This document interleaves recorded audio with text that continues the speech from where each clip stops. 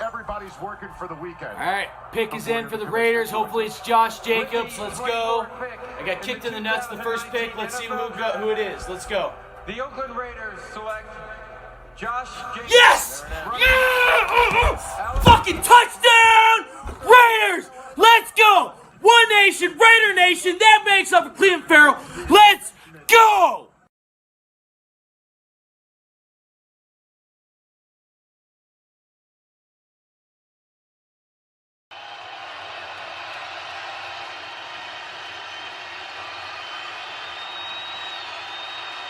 And you know what? This is a loud Raiders fan base, making a lot of noise. Well, they mentioned to us that a week ago that they had a problem against the Vikings, hearing in their own stadium they can't hear.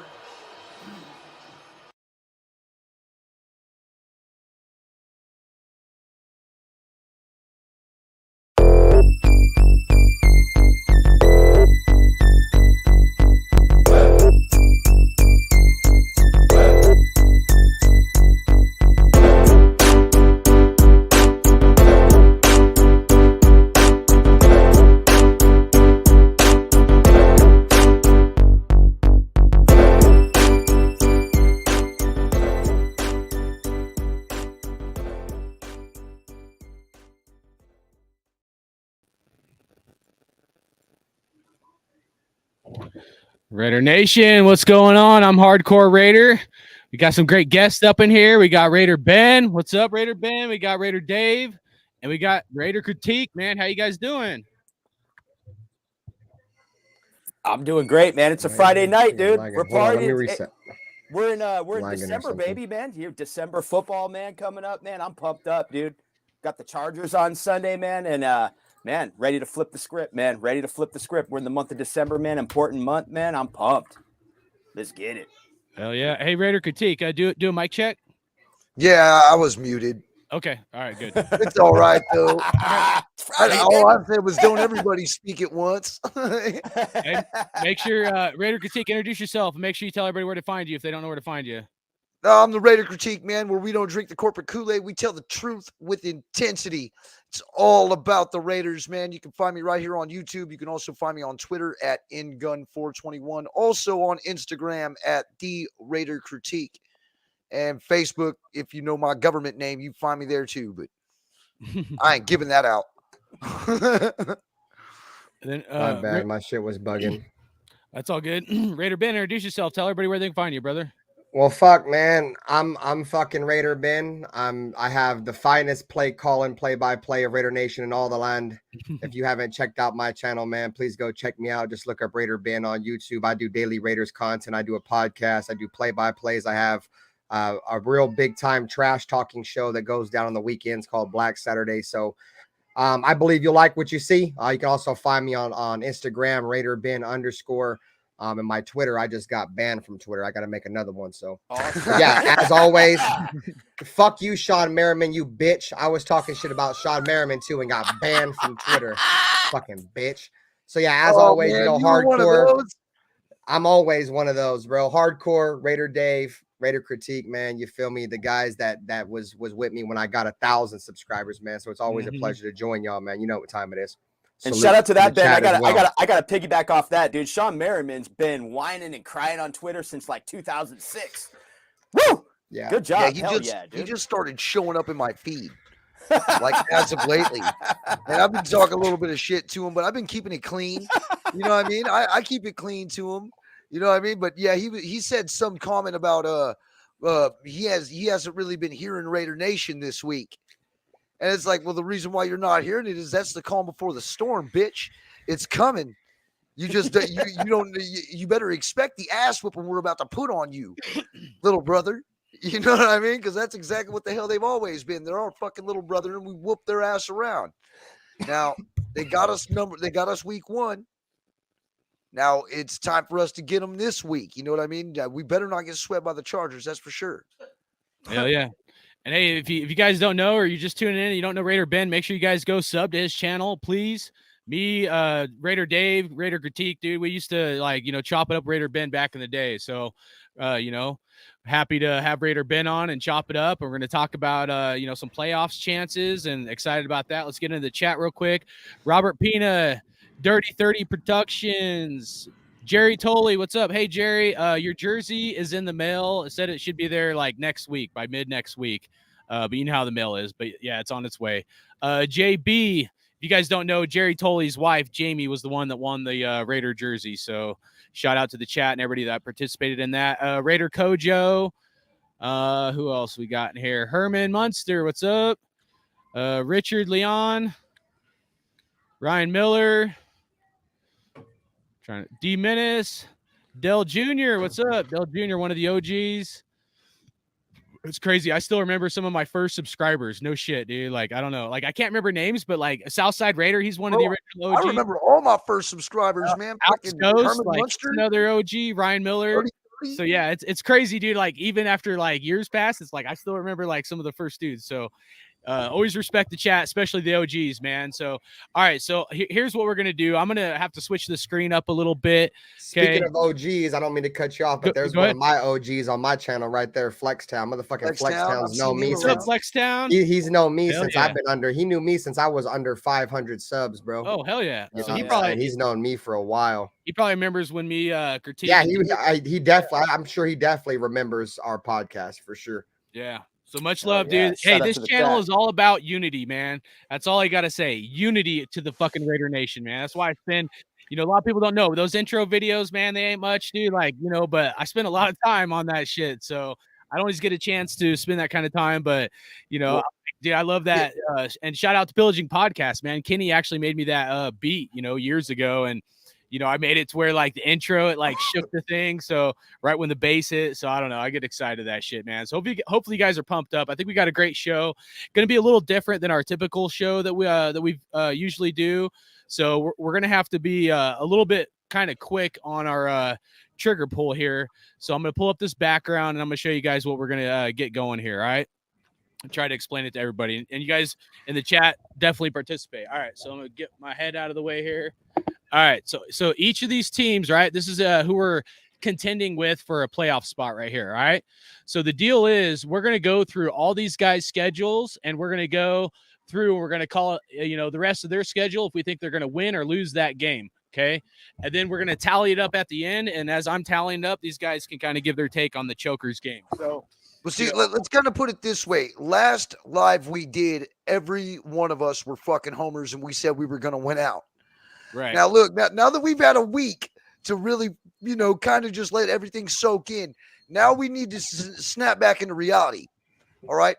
We need to figure out what the hell is going to happen in case we don't win out. We need to find out what the hell these other teams have got to do to help us get in. All right, so here's the thing.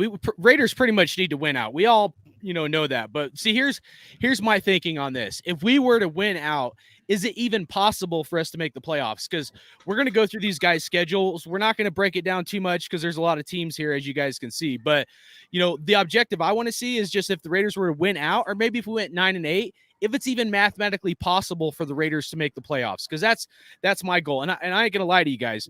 We need one of these teams in this wild card spot. And this is this is like a day old or a couple days old. So yeah, of course the Buffalo Bills are now 9-3, and then the Patriots are 6-6. So, but anyways, we're going to go through all their schedules and just see if it would be mathematically possible for the Raiders to make it in the playoffs. And obviously we need one of these teams to choke. I mean, at least one, and we need all the other teams in the hunt to, lose and us win, at least them lose one or two games. So, I haven't made my picks yet, so it's gonna be pretty interesting. So any guys want to say anything before we get this party started? I just want to give you guys a heads up, though. I'm just at we're doing a Christmas party on the block right here, man. So I might step away to take a quick Christmas photo. We're behind on that, but we're rocking the Josh Jacobs jersey, dude. We're in the holiday spirit. It's December, so let's get going, baby. But I'm jacked up, man. Shout out to everybody in the chat. Shout out to everybody in the panel, man. I'm pumped. Let's do this. Hell yeah. So we're going to go through everybody's schedules except for the Chiefs and the Titans. And that's just because I pretty much think the Chiefs are a lock.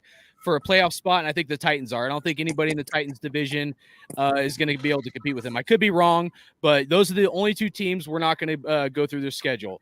So I'm going to go in. I'm going to change the screen right now.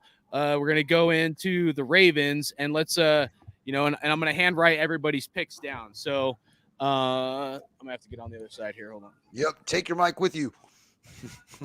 There you go. Perfect. All right. So, all right, we got the Ravens up right now. I'm going to start with me, and then we'll go Dave, Critique, and then Ben, okay? All right, so I'll go first, and then we'll just go – or wait, let me see what the Critique – we'll switch Critique and Dave, so it's just in the same order as the screen. So we'll go me, Critique, and then Dave, okay? And you guys in the chat, you're welcome to jump in as well. All right, so first up, we got the Ravens at the Donkeys. I'm going to call a W. Critique? W. Dave? W, man. W. Right there. Raider Ben? The Ravens are going to beat the Broncos. W. All right, Steelers. I got shout out to Russell Wilson. Ravens. I got a W. All year. You guys all got W's on the Ravens? Beating the Steelers? Hell yeah. On the Steelers, that's a W. All right. Critique's got a loss. Critique's got a loss. The Browns got Deshaun Watson back from that suspension, but he'll probably be game ready by then, so we'll see. But what do you guys think about that? Loss. I think, man, it's a tough one, but I think the Ravens will pull that out. Division game. I'm going with Lamar Jackson on that one, but I do like Jacoby Brissett when he's playing. Raider Ben? I like Cleveland. So they're gonna lose. That's a loss. And Dave, you said win. Sorry, I'm gonna give the Ravens a win on that one. It's gonna be a gritty game, but I just think Cleveland's suspect at times. In the middle of the season. All right, so fuck. I like the way Cleveland's been playing. They've been playing with a lot of tenacity lately. They get Nick Chubb going. Dropping that game. Yeah, Nick Chubb, Amari Cooper, those guys. Amari Cooper early on was good for them, but Ravens have lost to some suspect teams. I'm going to give them a loss as well. All right, and then we got the Atlanta Falcons. I'm going to call it a win for the Ravens. Critique? Falcons, W. Yeah. Dave? I'm going to say the Falcons get an upset in this one, man. Marcus Mariota and they get this one, man. Falcons. The Falcons win? Yep, Falcons win. Loss for the Ravens. Oh shit. Okay. All right. Yep. Upset. The Ravens are going to lose that game. Oh shit. All right. Yeah. Pittsburgh again. I'm going to call a win. Critique? That's where I'm calling a W. They'll beat them the second time around. Okay. I'm calling a sweep for the Ravens, man. Division rival. That division's crazy. So yeah, I'm gonna go with the Ravens in December versus the Steelers. Or wait, I'm sorry. January 1st. Sorry.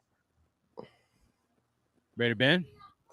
So I had the Steelers winning the first game. They're not gonna sweep them. So the Ravens are I had the Ravens winning the first game. The Steelers are gonna win this one, so the Ravens are gonna lose. All right, and then the Bengals. I'm gonna call a loss. That's what I'm calling for as hell. Yep. They'll lose to the Bengals. I'm calling a loss to the Bengals as well. Bengals are going to be fighting for a playoff spot. They should be healthy. They should have everybody mixing, all the whole supporting cast. So yeah, I'm going to go with the Bengals. And I got a loss as well. Team depends on it. Yeah. I got a bunch of Bengals.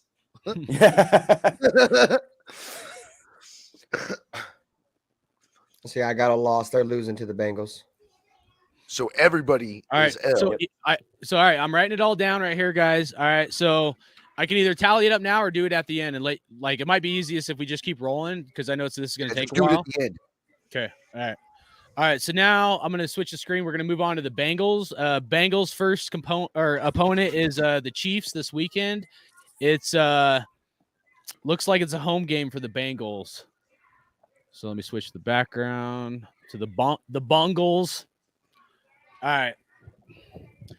So Bengals, Chiefs. What are you guys thinking? I'm gonna me, Critique, Dave, Ben. All right. So I'm gonna call. Fuck.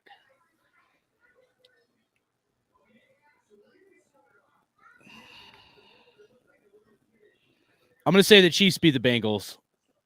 Oh, that's hard for me to do. Fuck. Critique? Oh, No. All right. they're losing to the Queefs. I'm gonna give it to the Bengals on this one, man. They beat them in the playoffs last year. They took it to the Super Bowl, man. I'm gonna go with the Bengals on this one. And they played the Chiefs last year in the regular season. Good. I think they match up well with them. I'm gonna take the Bengals in a win with a win. W. I just think without Jamar Chase, they're not going to have enough firepower to compete with Kansas City. So Kansas City's going to beat the Bengals. They're going to lose. Is he still out? He might. Yeah, was he still out? He's still out. Okay, because I don't know if he's been ruled out, but I know he was on the sidelines last week. I don't know. He could play this week. There was a little whisper about in fantasy that he could play, could suit up or whatever. Okay. So if he does play, they're still going to lose. It don't matter. Yeah, they're not beating Kansas City, in my opinion. Next up, we got the Browns, and that's going to be an away game for the Browns, so a home game for the Bengals. I'm going to call Watson.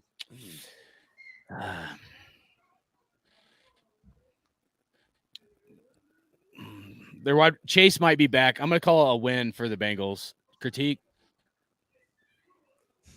They're taking another L. Elbows. Give them passing out elbows. Someone's got to flop for us to get in, so I'm all about it, man. You got the Battle of Ohio here, dude. I'm going with the Browns. I'm going to say the Browns pull a little upset here, and it's going to be a rushing it. It's going to be a ground and pound game, man. You're going to have Mixon versus Chubb. So I'm going to go with the Browns pulling an upset. And Cincinnati's kicker misses a field goal in that game. I'll just say that. Nice. Give me Deshaun Watson. Give me Deshaun Watson. Give me Amari Cooper, Nick Chubb, and Kareem Hunt. The Bengals are going to lose to the Browns. Hell yeah! All right, nice, I like it. So I'm the only one to call the win on that one. All right, then we got Tampa Bay Buccaneers. Oh man, it's going to be at Tampa Bay. Man, this is harder than I thought. I thought I'd be able to go through this. Like, oh yeah, this is gonna be easy, man. Like, I'm gonna call a loss. I don't know how, but Tom Brady gonna do some old man magic. So I'm gonna say the Bengals lose to Tampa Bay. Critique. I'm gonna say that the old man is washed the fuck up, and they're gonna take a W on this one. All right. I'm gonna go with Tampa Bay, man. I think Tampa Bay's defense. I'm rolling with Shaq Barrett. You know what I mean? They're gonna cause problems at home, and yeah, man, I'm going Tampa Bay. So Bengals take a loss on this one. Okay. I'm coming in this bitch dropping people's elbows on this motherfucker. The Bengals gonna lose again. The Bengals losing again, boy. Fuck you mean? Give me Tom Brady, boy. Fuck you mean? Give me Tom. Hell yeah. Because I know they're and that division's weak, bro. They're gonna be fighting to the end, bro. And give me Tom. Give me Tom in December, middle of December. All day. Yeah. All day. Facts. All right. Next up, we got the Patriots gonna be at New England. I'm gonna say they beat New England. Me too. Ooh, that's a good game, man. That'd be a good. That's Christmas Eve. Yeah. I'm gonna say. I'm gonna give this one to New England. I'm gonna give this one to New England, dude. Okay. Bengals take a loss. I got the Bengals winning that game, so they finally get a W after losing 3 in a row. Yeah, love it. Finally, they done with the people's elbows. Yeah. All right, next up on the list, we got Buffalo. It's going to be a home game for the Bengals. I'm going to call a loss against the Buffalo Bills. I'm going to say, man, they're going to really need that game. You know what I'm saying? I mean, they're going to need that W. I think everybody will be back and healthy by then. And when Cincinnati is healthy with that starting lineup, I saw Buffalo really kind of barely pull it off against the Patriots, on Thursday Night Football. So I'm going to say they're going to win that game. This is going to be a crazy Monday night game. I'm going with the Bengals with the upset over the Buffalo Bills, and I'm going to explain why, man. Buffalo just can't get their running game going. They got Neiman Hines. They're trying to get him out of the backfield in the receiving game. It doesn't work, and the Bengals, man, they just pull off an upset, man. Buffalo's one-dimensional that night, and Bengals get that win. Monday Night Football. Well, them motherfucking Bengals avoid getting motherfucking Showtime stunner last week and motherfucking people's elbows, but they taking another elbow this week. They losing again. They losing again. They losing to Buffalo. Oh yeah. Elbows. All right. Next up on the list is the Ravens. So since we started with the Ravens first, we already know W's. Yeah, we all had losses the other way around. So this would be the Bengals beating beating the Ravens all the way around. Yep. All right. So next up, we got the Browns, and some of these I'll have to double check because I know some of these are like doubles, but this was the easiest way I could do it. So what do we got on Baltimore? Does everybody pick they're going to lose to Baltimore? Yeah, because that was yep. Okay, cool. Yeah, for sure. Because they're definitely losing to Baltimore. They're only going to have 2 wins out of all those games. They're going to win 2. And that could be a game you never know where Lamar Jackson sits, or you know. Right on. All right, next up, we got the Browns. Shout out to all the USC fans. I'm not a big USC fan, but I know there's a lot of Raider fans that are. So hopefully USC pulls this off. Go Dogs. Go Georgia. Jordan Addison, that's a wide receiver I'd like to have, though. All right, so we got through the Bengals. Next up, we got the Browns at the Texans. I'm gonna say the Browns beat the Texans, so I'm gonna call a W there. Yeah, they're winning against Houston. Okay. No doubt. I picked up Cleveland's defense this week in fantasy for this game. So yeah, the Browns, they're gonna slaughter Houston, dude, on and you got Deshaun Watson possibly facing his old team or whatever. Is he playing this week? Is he really gonna start? Yep. Oh shit. Okay. His first start is against his old team. No, holy shit. Yeah. Isn't that tell me the NFL don't do shit for money. Yeah, right, exactly. Hell yeah, they do. And I bet you they put that shit in the primetime slot too. But on this game, I'm going to say it's Cleveland's defense, dude. I'm going to say Myles Garrett just has a field day.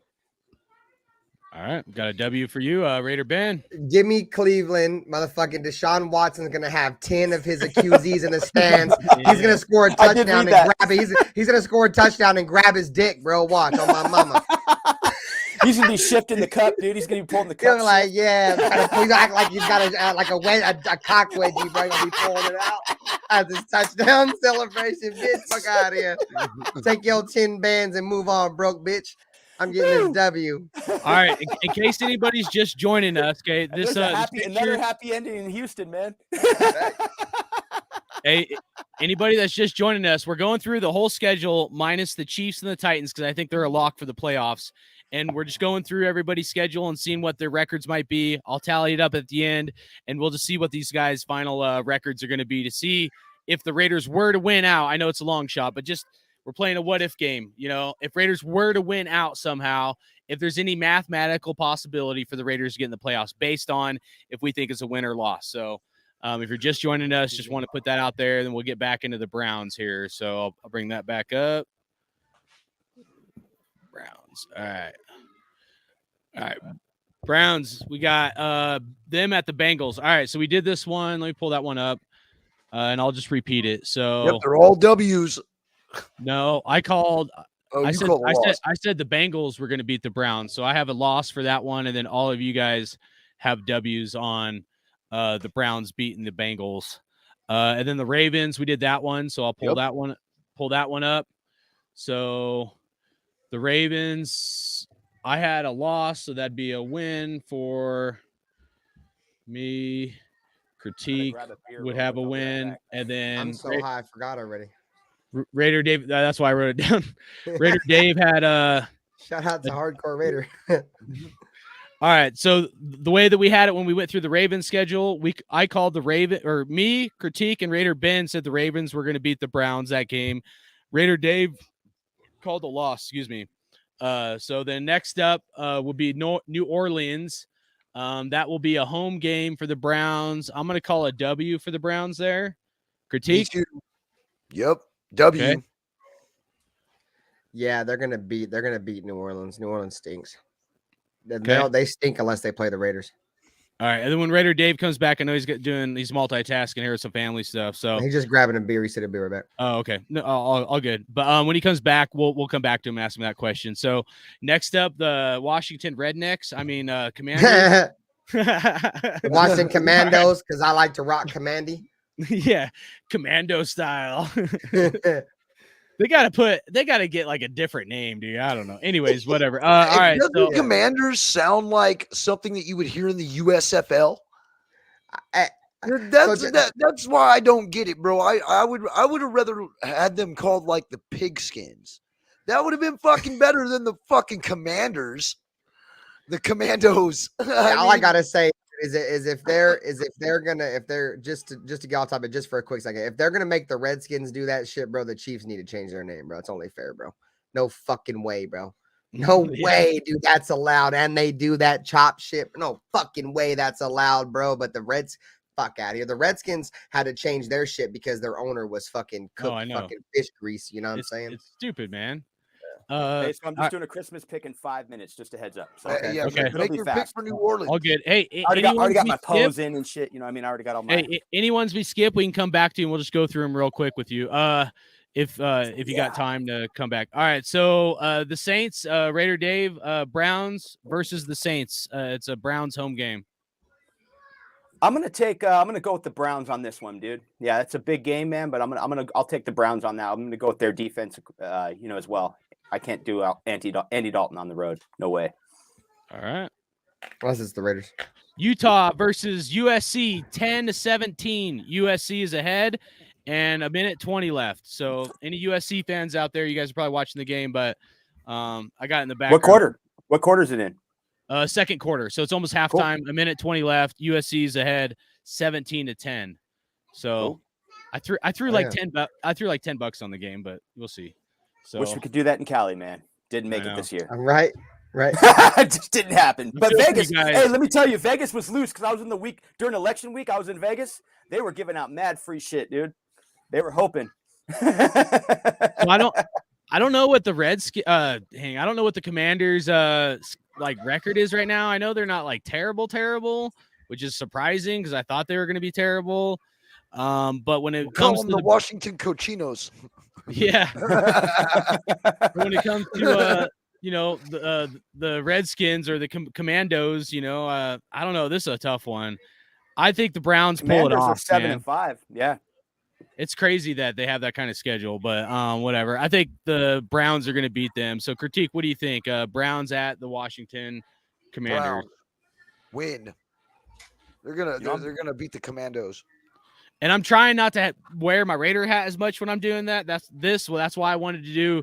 That's why I wanted to go through all these schedules before we talk Raiders, because like we talk Raiders, I'm gonna say they all lose. And like, you know what I mean? But I'm gonna go with Washington Commanders, dude. Deron Payne last week had a nice tip at the line for an interception. Jack Del Rio's calling a good defense. I'm going with the Commanders, man, and Tyler Haneke, man. He seems to show up sometimes, man. So Browns take an L on this one. Yeah, when Jack Del Rio's not dropping emails, he's calling good defense.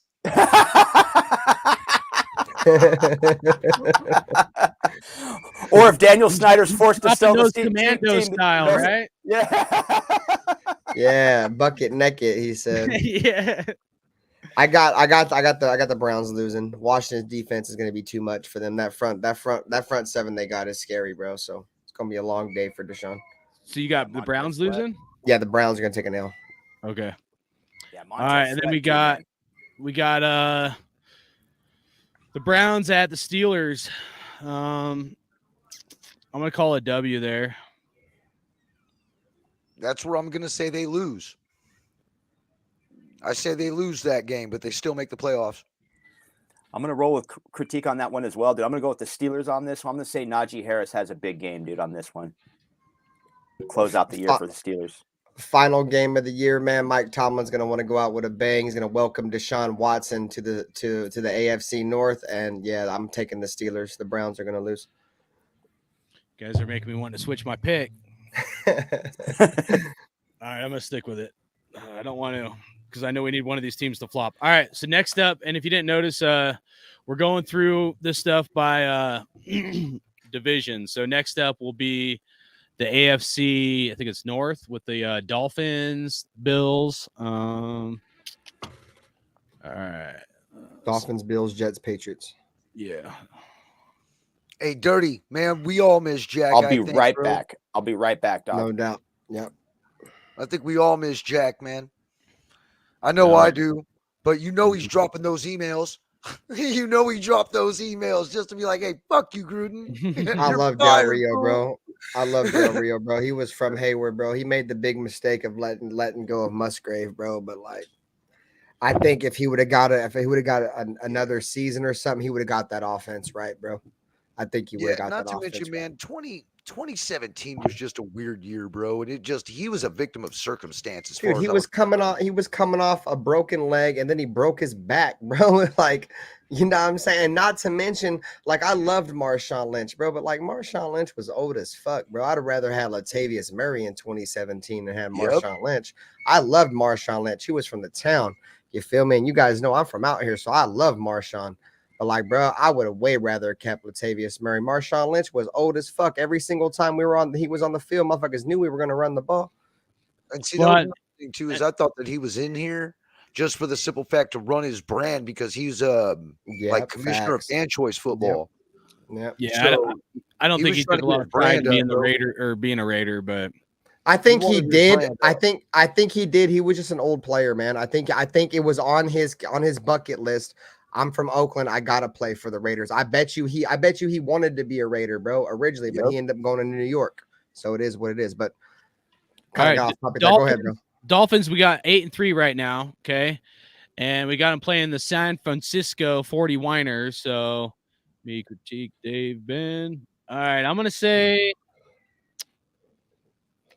is that San Francisco. Man, I hate the Niners and I hate their fan base. I'm going to say the Dolphins lose to the Niners. What do you got? No way. They're taking the W on that one. Fuck the Whiners. Yeah, the Dolphins got too much in terms of the passing game. The 49ers secondary sucks. They're good at stopping the run. Give me the Dolphins. And you had the Dolphins as well, right, Critique? Yes. Yeah, we both have the Dolphins. Oh, damn. USC almost intercepted that. All right. But my feed is like a little behind too. But anyway, so all right, next up, we got the Chargers. I'm gonna say they beat the Chokers. Yeah, I'm saying they take a W there also. Okay, Raider Ben. Yeah, they're gonna beat the Chargers. All right, Buffalo. Did you guys ever watch what the hell is that movie? Dances with Wolves. Yeah, back in the day. Yeah, in that the Indians call Buffalo Tatanka. So we got the Dolphins versus Tatanka. I'm calling a loss. It's in Buffalo. That's just mid-December. Might be cold there in Buffalo. So weather might have a factor. Maybe it's definitely gonna be cold in that motherfucker. Yeah. Did you guys see you guys see that last time the Bills tried to get out of their house and their fucking snow was like covered their door? They had to have they were having their neighbors dig them out of their house so they can get to the headquarters, bro. Yeah. Bro, hey, I used to live up in that shit up in Maine, and once it snowed once, that was it. You were stuck in your house for about 6 months unless you had a snow shovel. But yeah. But I'm telling you right now, yeah, it's a completely different environment when playing in Buffalo. And Miami, come on, it don't get below 60 degrees down there. They're not going to be prepared to be able to play in that kind of weather. They're going to take an L. I like it. So which one are we on? I got them losing too, and then we'll let Dave catch up. I got them losing too. All right, so Dave, we got from the top. We got Dolphins and Dolphins versus Whiners, Chokers, and Tatankas. So Bills. Dolphins at Niners. Whew. I'm gonna go with man. I'm gonna take the Miami Dolphins, man. I'm a huge Tua. There's no way. I mean, Garoppolo can't outplay Tua, dude. I think Tua is going to get this one, dude. And they got the running game in Miami. They got a lot of things going on in Miami. Loose play calling. I'm going with the Dolphins on that one, dude. Okay. Also taking the Dolphins. Yeah, on the Chargers, dude. Tua. The Chargers passed on Tua. Or no, I'm sorry. Tua went ahead of the Chargers. So I'm just going to say, yeah. Tua, Justin Herbert. They were top 10 picks a couple years back. I'm going with the Dolphins on that one as well. Chargers lose. Okay.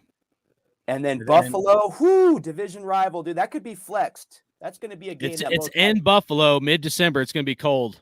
That's to be TBD. determined. That's probably why it's going to be flex. It is TBD for a reason. Yeah, so Right. They might move that shit to Detroit. Yeah. Detroit, what? Facts. Hey, that's a good point. They might. But even with that game getting flexed, I mean, because that's Motherfuckers don't play in real weather no more. Yeah, no, but that's a good matchup right there. Good rival game, and the Dolphins are good. The Buffalo Bills are good, but I'm gonna take the Buffalo Bills in that game, dude. Yeah, Josh Allen and Tua, but Josh Allen balls out in that game. All right, Green Bay Packers. It's a home game for the Dolphins. I'm gonna call a W for the Dolphins. Critique? Against Green Bay? In Green Bay or in Miami? It's in Miami. In Miami, yeah. Yeah, Green Bay looks like a fucking dumpster fire this year, so they'll win that one. Yeah, it's gonna be a tough game, man. I'm gonna go with the Dolphins, man. The running game. They got Jeff Wilson running the football well. They got backs. Yeah, I'm going with the Dolphins, man. I do like Aaron Jones though for the Packers. However, I'm going with the Dolphins in that game. Christmas Day. Critique, you had a win, right? Yes. Ready, Ben? Aaron Rodgers isn't gonna fucking finish the season the way they start. I think Green Bay is gonna get it right. I got Green Bay beating the Dolphins. My feed's a little behind, but the Utah just came at like the last right before the end of the half, like 2 seconds left, and got a touchdown. Looks like fucking crazy. So it's tied up 17-17. All right, Patriots in New England. So Buffalo just beat New England. It's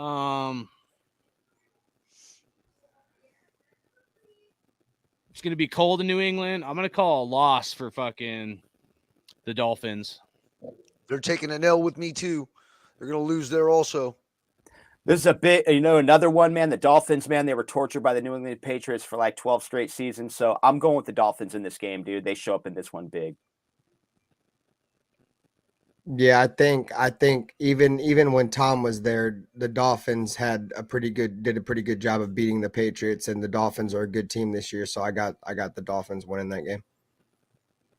Then the Jets at home. Ooh, at home. Loss.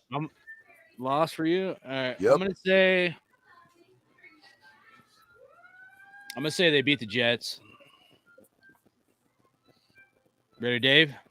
I'm going to go with the Jets on this one, man. Being the last game of the season, man. Sauce Gardner, man, has a nice game, man. The Jets, they go into the offseason with a nice win and possibly a shot at the playoffs. I think the Raiders need the Jets. I think that might be a game right there where the Raiders will need the Jets to drop that game to have a chance to make a wild card spot. So give me the Dolphins. I think the Dolphins will beat the Jets. All right. Moving right along. Still got ways to go here. So I know Raider Ben's got to get going. So let's try to get this going here. All right. Now we've got the Jets. Let me pull this up here. I knew this was going to take a while. It's going good, though. It's fun. I'm having fun. No, it is. Man. For sure. I'm good, I still got like 10 minutes. This is Buffalo. Yeah, the Bills. Okay. I had my papers in the wrong order. All right, so we're going to do the Bills at all right. The Bills already beat New England, so I'm just going to put W's all there because I pulled these up the other day. All right. You can mark W's all the way down the board for me. I don't see a single solitary team that's probably going to beat them except for maybe Cincinnati. Okay. Didn't we already pick the Cincinnati Bills game? Sure, Yeah, we already picked that one. So what did I have there? That up. So Critique, Critique and Dave had the Bengals beating the Bills. So that'd be a loss. And then me and Raider Ben had the Bengals losing to the Bills. Okay. So yeah, that Bengals game would be a W. A W for me and Raider Ben, and then a loss. We already did the Jets game too, and the Miami game. Yep. Yeah, I think the only team we haven't done yet is New England. I think we may have done New England too, because a lot of these motherfucking last games are all divisional games. Right. Yeah, I know. That's why I tried to do this by division because I knew some of them were going to be duplicates. But all right. So the Jets. I'm gonna say the Bills beat the Jets.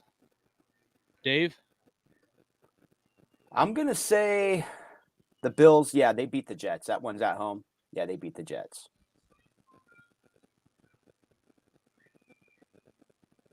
Yeah, I got the Bills beating the Jets.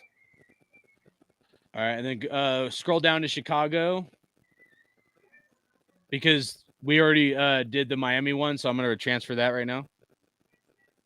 All right, so Chicago. So I got them beating Chicago. I think we're probably all going to agree that they're going to beat Chicago. Oh yeah. Yeah. Justin Fields going to be fun to watch in that one if he plays. But yeah, it'll. Yeah, I'm taking the Bills.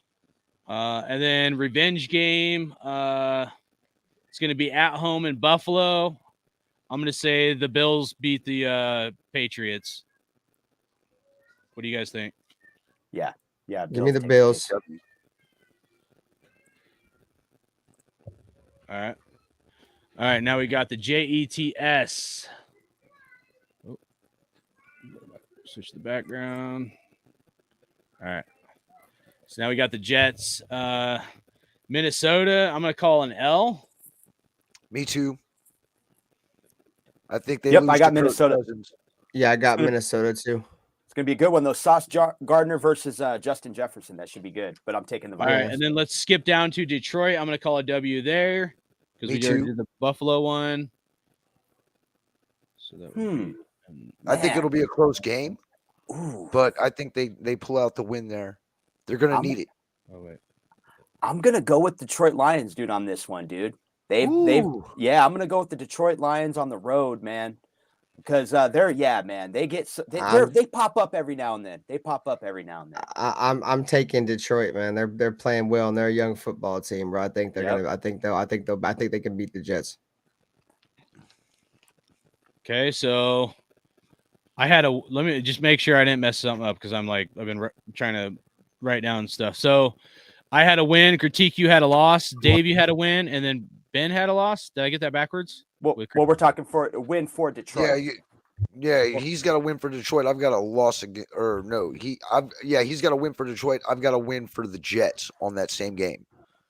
So Ben got the Lions. I can't reach it, but I'm like, because when you say a win, it just kind of fucks me up because I'm going by the Jets. We'll do it this way. We'll say Jets lose to the Detroit. Like Ben had Jets losing to Detroit. I had Jets losing to Detroit, and then Critique had Jets winning versus Detroit. Okay, that's how I got fucking back. Yeah, sorry about that. It's all good. All right, so me and Critique had win. Dave, Ben had loss. Yeah. Okay, Jaguars, I'm going to call it W. Yeah, W also for me. I'll take a W too. Big game. I'll take a W for the Jets, dude. That helps us because the Jacksonville Jaguars beat us, so that helps us a lot. I'm taking the Jets.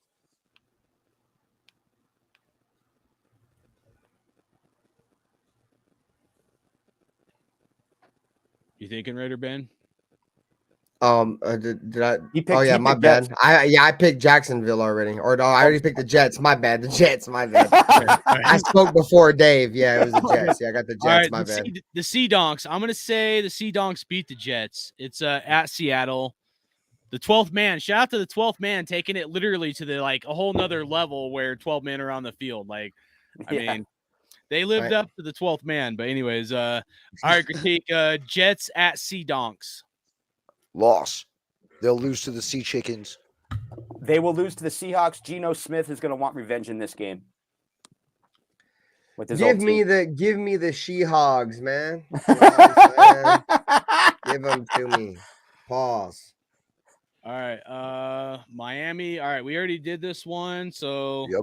I just got to go reverse. So loss, win. The Neon Seahorses. Right. All right, so that's the Jets. All right, and then we got the Patriots, the Patriots, and they are 6-6 currently after Thursday night's game. So disregard the Buffalo one because the Patriots lost that game. So after that, we got the Cardinals at Arizona. I'm gonna call a loss for the Patriots. I'm gonna say they win that game. Okay. I'm going with Kyler Murray on this one. DeAndre Hopkins, man, they can get something done there. I'm gonna take the Cardinals on this one. NFC team takes out an AFC team. The Patriots. Give me them red birds. All right, we got the Raiders. Oh, we already know. There ain't even no point about it. It's all W. There's no point even talking about it. Revenge game. McDaniels, get that W. Hell yeah. All right, so Raiders beat the Patriots all the way around. We got the Bungles. All right, we already did this one. Let's go. All right, so I can tell all those, I think, right? The last three. Yeah, we did all three of them. We already picked the last three already. So I'll tally those up later so we can just keep it rolling because I know Raider Ben's got to get going here soon. All right, next up, we're going to go to the Colts and the Jaguars. I know the Jaguars, I think we're on one of these guys' schedules. So let me switch it to the Jags. And appreciate the chat. I know it's a little time consuming to do this, but this is a necessary evil to figure out if there's even like based off of like our opinions of what these other guys' schedules might be, if the Raiders could get in, because I'm curious, like us being 4-7 and like we went out, and yeah, crazy shit can happen in the NFL, but we need someone to kind of flop for us to really have a chance, I think, at getting a spot in the playoffs if we were to win out. So appreciate the chat for being patient with us. All right, so we got the Colts at the Cowgirls. So giddy on up. I'm going to say Cowboys beat the Colts. Yeah, Colts will take an L in that one. Dallas is playing lights out right now. I can't stand the Cowboys, but they're going to thrash the Colts in this game, and they're going to get a strong win in this one. Yeah, give me Dallas. Okay. Colts lose. All right, and then we got Colts versus the Vikings. I'm going to call a loss. Yep, I'm thinking they're going to lose to Kirk Cousins and company as well. Okay. Yep, Minnesota will be another NFC team to thrash the Colts. Yeah, another strong win for the Vikings. Colts lose. Raider Ben? Yeah, give me the Vikings. Okay. The Chokers. Looks like it's a home game for the Colts.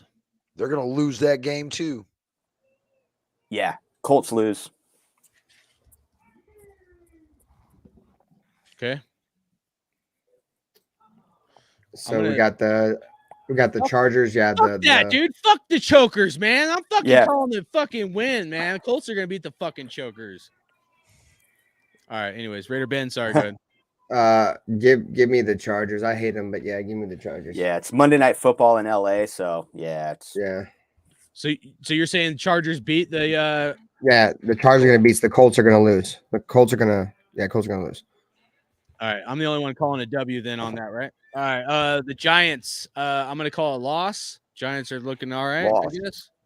Yeah, I'm calling a loss. Saquon Barkley and the Giants. Even Daniel Jones will use his legs if he has to win this game. Colts lose. Yeah, give me the Giants. Yep. So L's down the board. All right. The Texans. People's elbows. People's elbow. Like Ben would say, people's elbow on the Houston Texans. All right. So we all got the Colts beating the Texans. Yeah, it's at home. Yeah, it's division. Texans going for CJ Stroud or Bryce Young or some shit. All right. Next up, we got the Jaguars. So they are 4-7. So they're tied with us. So me, critique, Dave. And they hold the edge on us. And they hold the edge. Yep. So first up, let me switch the screen. First up, we got Jaguars at Detroit. Detroit, what? So let me switch this. All right, there we go. All right, so Jags at Detroit. I'm gonna say they lose. I'm gonna say Jags lose to Detroit. I'm gonna say Detroit's gonna be too much for them as well. They're gonna take an L. I'm going to say the Jags, man. They got Marvin Lewis, ex-Detroit Lion, who was contributor there. I'm going to go with the Lions, though. He's going to have a big game, but the Lions, man, they're going to play smash mouth football and win that football game. L for the Jags. Hell yeah. Yeah, give me we're in the Texans game, right? It's the Jets game. Oh no, it's the Jags at Detroit. Detroit. Oh, we're on a whole different schedule. Okay, yeah, yeah. Give me Detroit. Sorry, I know it's like I'm getting confused too. So, all right. Oh, you're good. We got, I think, 3 more teams, including the Raiders. But all right, or this and 2 more, I think. Or yeah, so we're getting close. All right, so Tennessee Titans. I'm calling a loss for the Jaguars. Titans are looking pretty good, but it's at Tennessee. What do you got, critique? Absolutely, they're going to lose that one. Tennessee's going to be too much for them to handle. Derrick Henry's probably going to run for over 100. All right. Yep, I'm with critique. I'm taking the Tennessee Titans. I'm taking a loss for the Jags because you got Derrick Henry in December and Ryan Tannehill versus Trevor Lawrence. Man, I just think Tanne's going to be fighting for that playoff spot. So in a division game. So I'm taking the Titans at home, and so L for the Jags. Ready, Ben? Jags at Titans. The Jags are losing. All right. And then real quick, anybody, if you're just joining, appreciate you for tuning in. Let me change the screen real quick. What we're doing right now, we're going through everybody's schedule and giving our, like, what we think these all these teams, whether they're a wild card or in the hunt. Everybody except for the Titans and the Chiefs, because we're trying to go through their schedule to see if it's mathematically possible for the Raiders to get in the playoffs based on how the other teams' schedules might finish. Just something kind of different I wanted to do.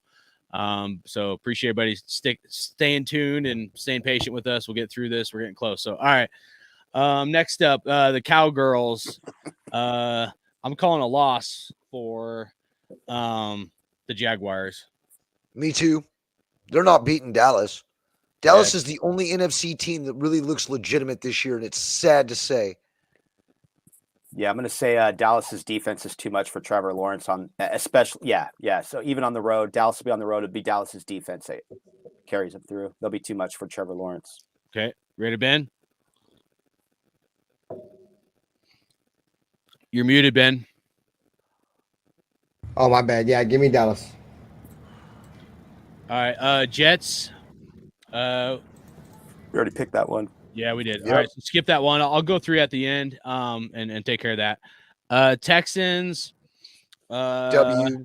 Yeah, I'm calling a W as well. I'm saying Jaguars beat the Texans. Is this one in Houston? I can't see where it's at. It's in Houston, yeah. Sorry. It's in Houston. I'll go with the Jags, dude. Yeah, I'll go with the Jags. Division game. Okay. So a win for the Jags. Yeah, because the Jags own the Colts. Texans, you mean?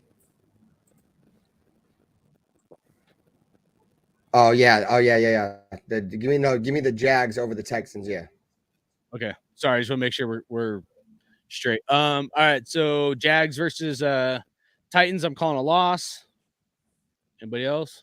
Yep. Tennessee's going to sweep them this year, crushing their playoff hopes. Dave, I'm calling a loss for the Jags. It's going to be a good game, though. I think it's a good game, towards the end of the last game of the season. But yeah, the Tennessee wins this one, and Jags take the L. They get swept. Yeah, I'm taking the Titans. I'm literally like making the last little touches on my show. I'm just trying to finish out. I know. Sorry, Ben. I'm probably fucking your show. I've been all over the place. You're starting in like 20 minutes, huh? Yeah, I gotta dip out in like 2 minutes, bro. I was gonna say, my Carl Strauss says, "From California with love, everybody. From California with love." Just want to say that. Hell yeah! Cheers. Hey, all right. So last one will be the Chargers, unless you guys want to do the Chiefs. I think the Raiders are winning the rest of our game, so I don't think we need to go through the Raiders. Right, we already established that last line. We're fucking winning out, God damn it!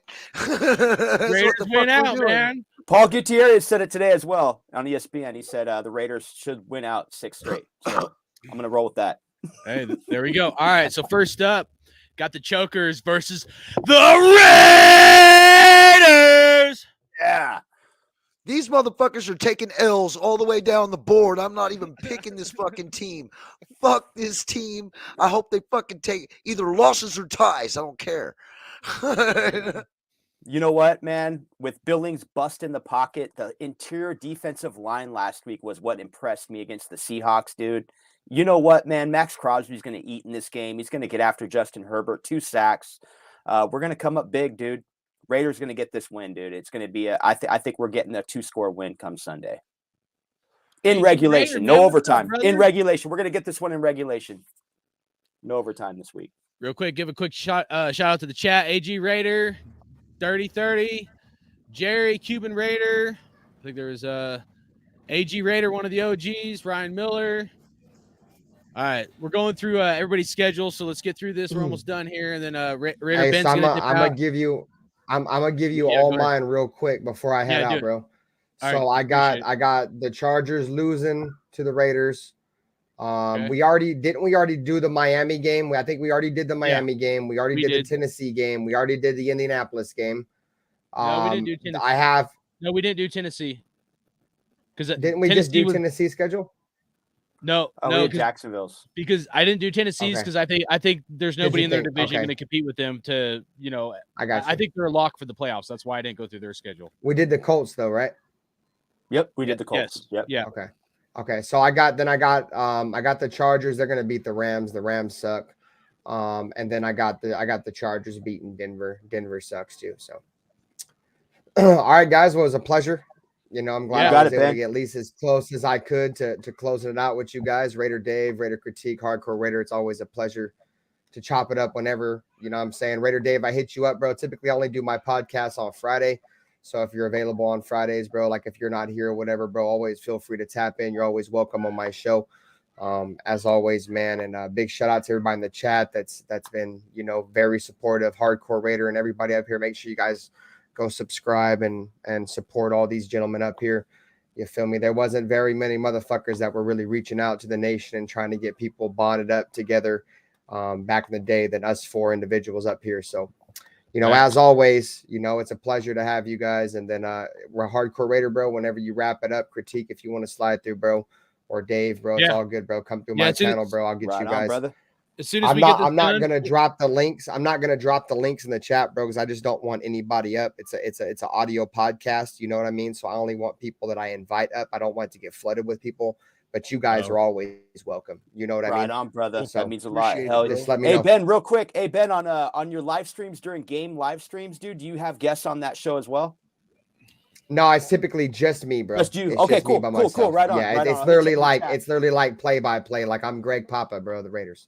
Cool. Right on. Hey, on that one, dude, for sure. Raider Ben, you had the Chargers beating the Titans or the Titans beating the Chargers? I had the Titans beating the Chargers. Yep. Okay. All right, that's Much all love I need. to you, Ben. Appreciate you, brother. Got lock. Hey, yo, Ben. Chargers suck, baby. Go Raiders. Let's do this. Yes, sir. Yes, sir. And you closer to me, bro. So I know you hate them, motherfuckers. So let's go. All right, guys, go Raiders. Make sure you guys subscribe to Raider Ben and Raider Ben. We'll have you on again. And we'll chop it up a little more on some Raider talk. All right, so let's get through this choker schedule. You know, we got the chokers at Miami. They're taking an L all the way down up until Indy with me. They'll get the W there.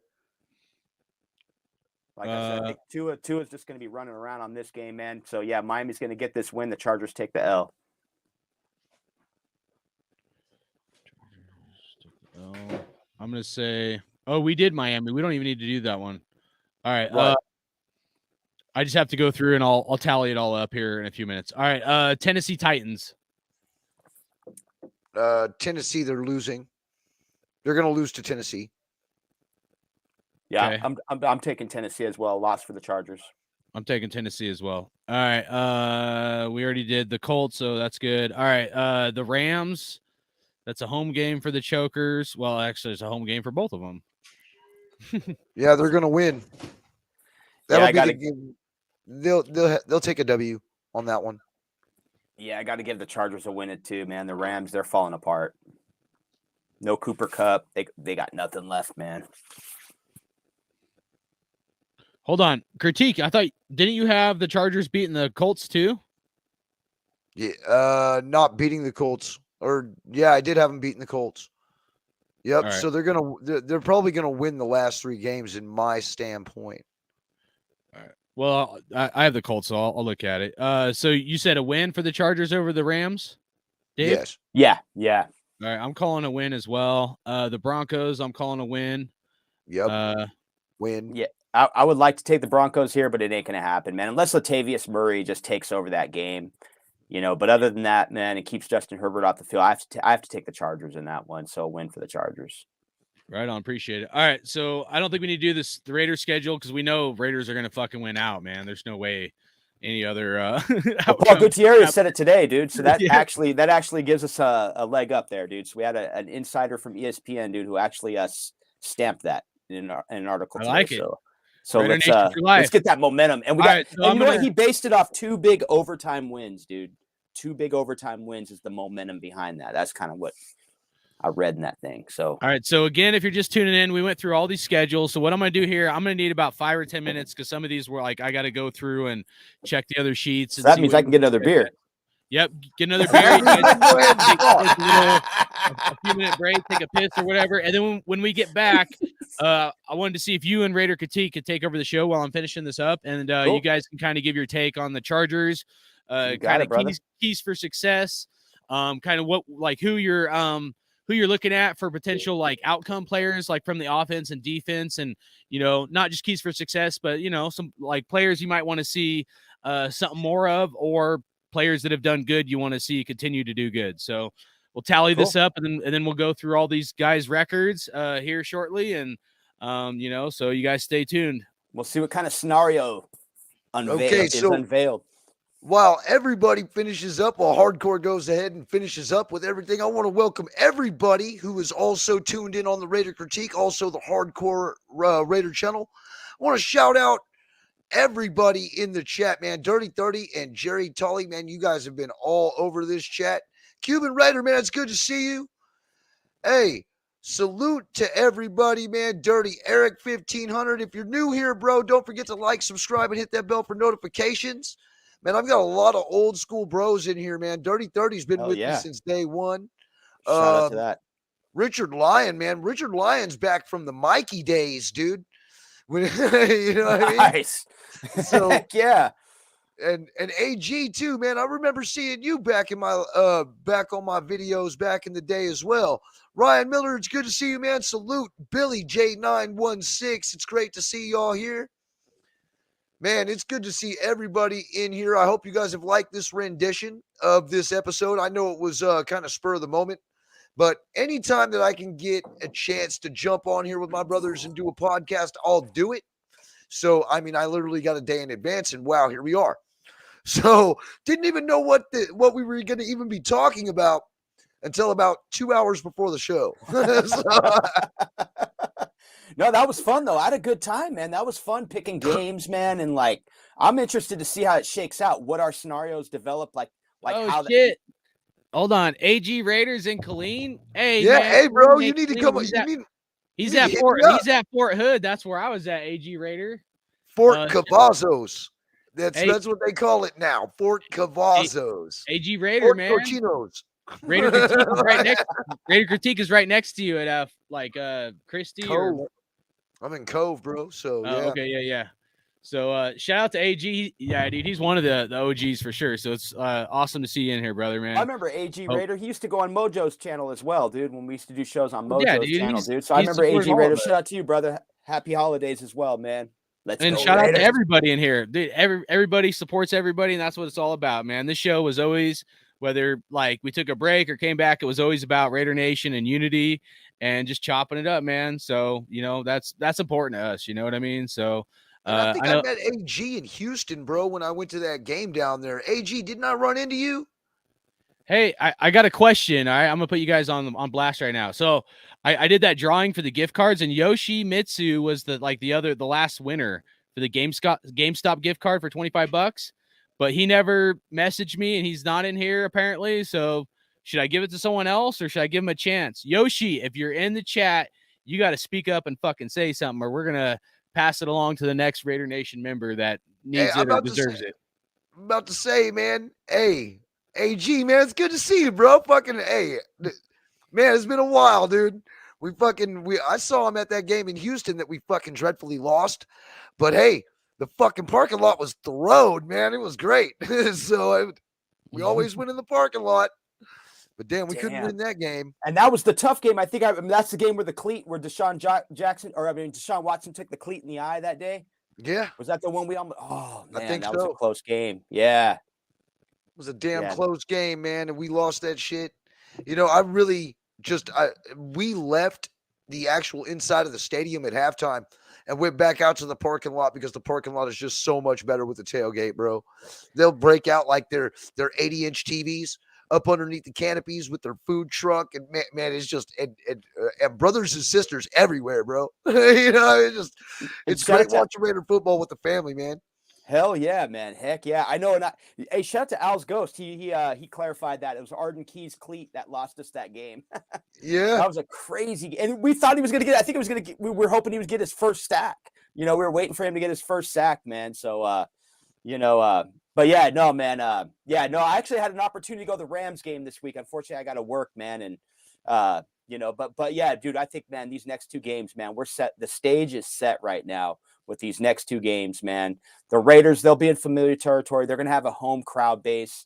And then 2 games, we're going to be playing in Allegiant, coming off 2 overtime wins, 2 tough road wins, man, at Denver, at Seattle. You're dealing with elevation. You're dealing with the wind and the crowd noise in both those stadiums. And the Raiders pull out 2 big overtime wins to bring this thing back to Allegiant stadiums.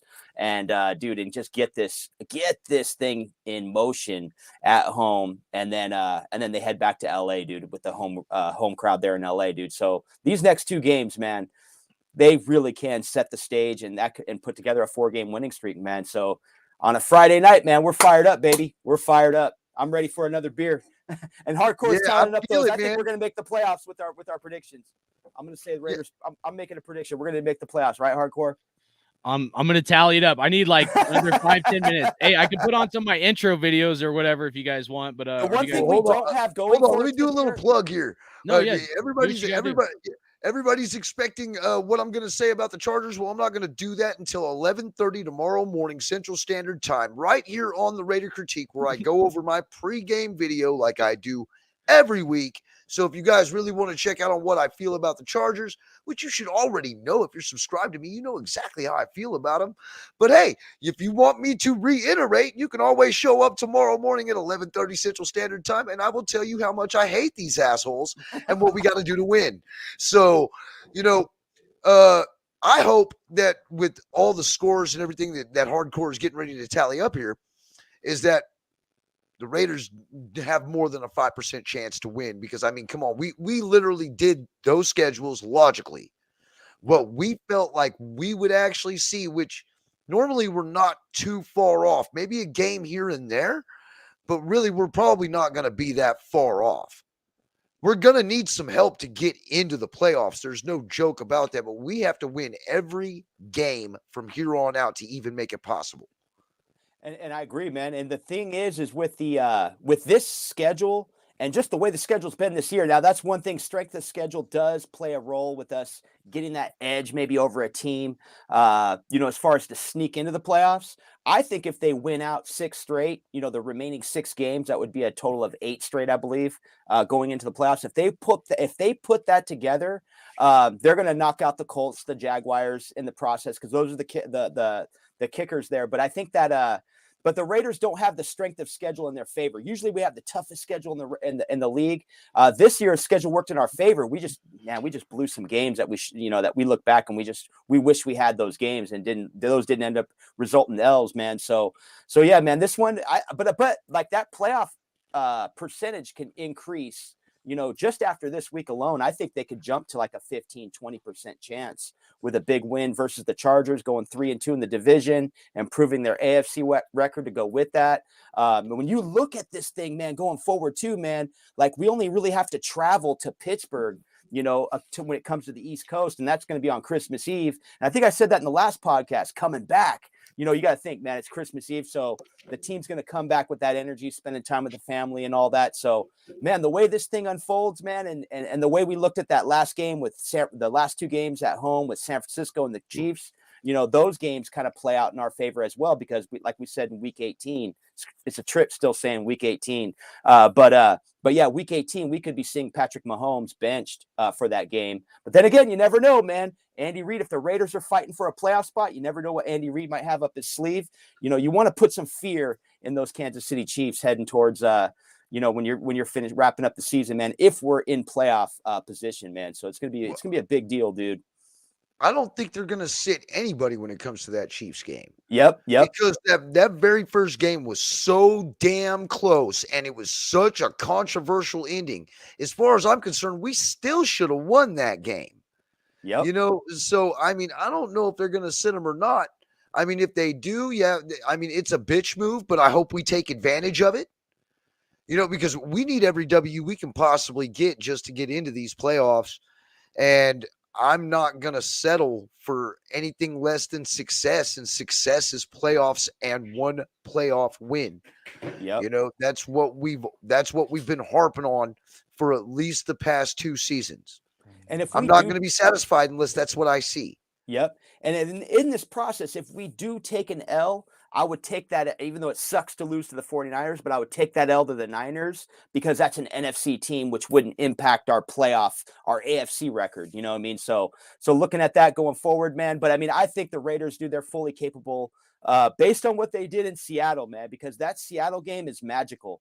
That Seattle game, I can't get enough. That game's going to forever. I mean, I'm a pretty happy Raider fan when I'm walking around town right now, man. I've been wearing my Josh Jacobs sweater, my Josh Jacobs jersey all week. I'm holding up grocery lines when I'm in the checkout line, and I'm like grabbing a couple tall cans, and everybody's like, what the hell is this guy so excited for? I'm so excited. Let me tell you why.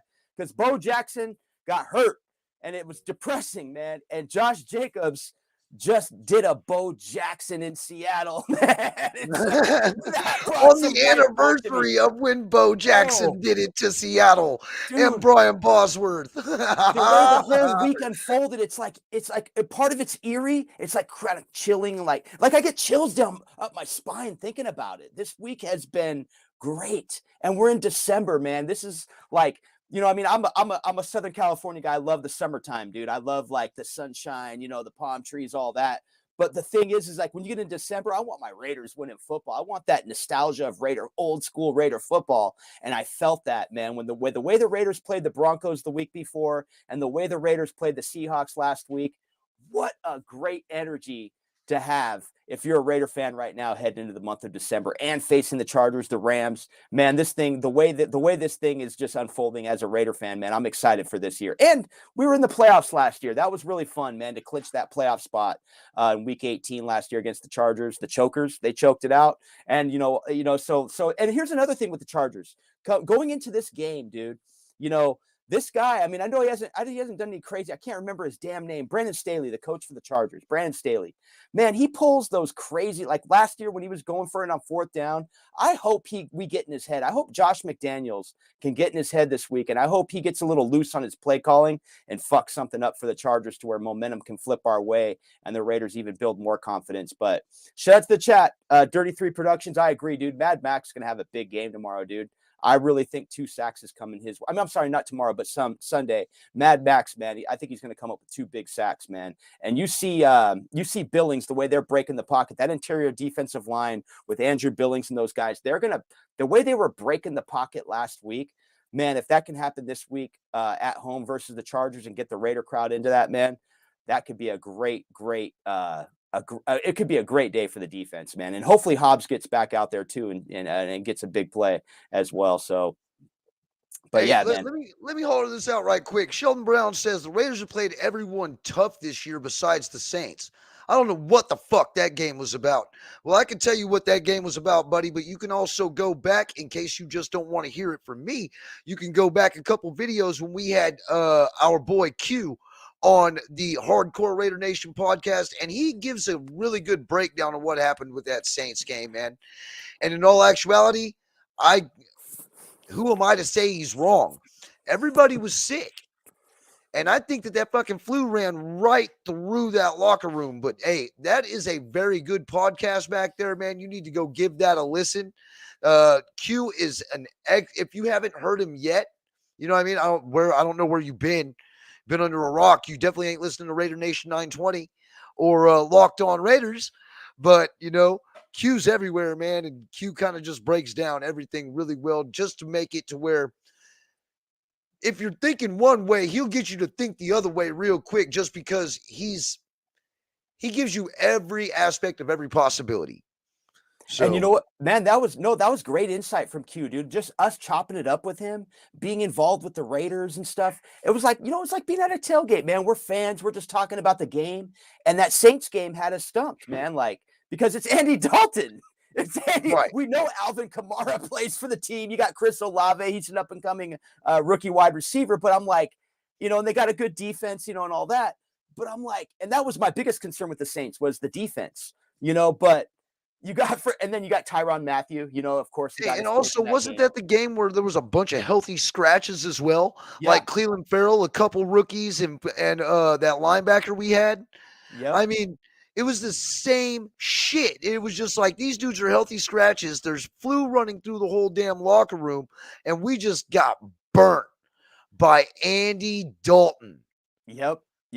And it was, but it was crazy because we're chopping it up and we're like, what happened to the team? And I think he provided us with some insight, like, hey, just they came out flat. There was something running through the locker room. And it was crazy, man, because I was telling you guys, my buddy went to that game. He went to the Seattle game last week, too. He had 2 games he went to, 2 NFC games. So I don't know, he's hitting up the NFC schedule because he was hitting me up. He's like, hey, who do we play in the NFC next year? Because he's looking at games next year already of what they're planning out. But they went to that Saints game, and those tickets were pretty cheap. But they ended up getting some really good seats for that game. He paid $380 fucking dollars, dude, to go to that game. And I felt bad because I knew they were Mardi Gras it up on freaking Bourbon Street the night before, dude. They were partying up, probably hungover as shit. And then walk into that game and you lose 24-0. So I felt bad for my boy. But my boy was at that freaking game last week against Seattle. He's 2 rows back in the end zone. I shot you guys that video, dude. That dude. Watching, like, knowing he was at the game, and those are the guys I normally roll with, so I feel bad that I'm not there. And I'll say it straight up, it's going to probably be a couple years for me to go to an NFL game.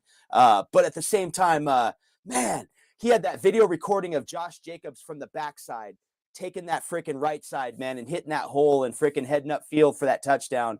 And then you just see you can feel it. You just hear the Raider fans. Here's another thing, Raider Nation. When you hear the Seahawks fan base, the 12th man, just go completely silence. And you hear the Raider fans that are in the crowd going, go, go, go, go, go. Dude, I'm fucking so pumped up for this Sunday, dude. I'm so, I wish I was at that game, man. That game was a hell of a game, memory. Dude. Dude, that's forever. Like, the energy that's running through my brain, the electricity that's flowing into the universe right now, dude. It's so freaking nostalgic, dude, and so Bo Jackson reminiscent. God, man, it's like a childhood dream. Man, they're going to be talking about it for years on end. So get ready, because you're going to be feeling that tingle down your spine probably every 2 or 3 years when they be like, the fucking run heard round the world for the Las Vegas Raiders. Bro, I got to get me. You're going to show Josh Jacobs running up the field.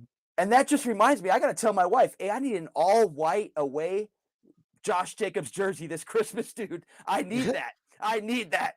Because you know what, man, that was just like, dude, that was a childhood dream right there. What we saw on Sunday, man, 303 all-purpose yards. Josh Jacobs, he's on pace for like 2,300 all-purpose yards right now. Of course, you got to add the season, the game, this used to be a 16-game slate.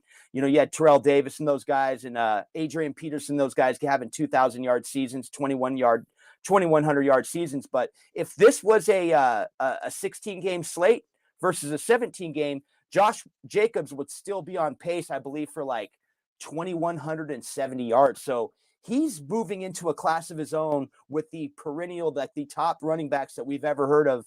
I mean, it's just what's something to build on right there, man. Having a Raiders running back who's going to be probably most likely be a 2,000-yard all-purpose back, because he already has nearly, I think he's like 16 yards short of 1,500 all-purpose yards, man. So it's going to be interesting these next 6 games, man. I'm pumped up. I am pumped up. God, please pay him. Yes, please I know. Pay him. Fuck. Yeah, please pay him. We're vested. I got a Josh Jacobs rookie up there. Hey, I scored a Josh Jacobs graded PSA college. It's his college jersey. I got another. Can I have a bunch of Josh Jacobs rookie cards? I'm a card collector as well. Ever since the age of 7, man, I've just held on to every bit of all the cards we collected and all that as kids in the 80s.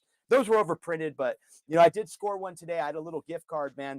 It was my birthday last week. Turned 44 years old, and so I had a little gift card. I got a Josh Jacobs rookie graded on Amazon today. It was a PSA rookie graded for $30. I thought that was a pretty good, solid deal. Most were going for like $50. So yeah, I'm pumped up, dude. I'm pumped up, dude, that we got a player like Josh Jacobs. I'm pumped up. We got a player like Devontae Adams. I'm ready to pump you up. Oh, and hey, finally, we got the man of the hour is back. Now, what's the fucking stats, homie? Hey, we're gonna crack another IPA. I'll be we right make back. The fucking playoffs or what? That's what we're gonna see right now. All right, we're gonna go through it because I just added them all up individually, and then we're gonna go through it. All right, so here's the deal. Let me change the screen real quick. Hey, Al, I hope to God Ziegler franchise tags JJ. That would be like the best bet. But damn, do we really want to pay? I don't know. What is it, like $16 million a year? Hot damn, I haven't looked at the score, but it looks like the Utah is up over USC 24-17. I didn't see that coming. That's kind of crazy. I think it's still third quarter. This should pop up here in a minute. Third quarter, 9 minutes, 47 seconds. Damn, dude. USC is 0 for 6 on third down conversions. That's crazy. All right, so here's the deal. All right, if you're just tuning in or you weren't part of the beginning of the show, here's the deal. We went through everybody's schedule on this list, okay? Let me move my fat head out of the way here. Hold on so everybody can see it.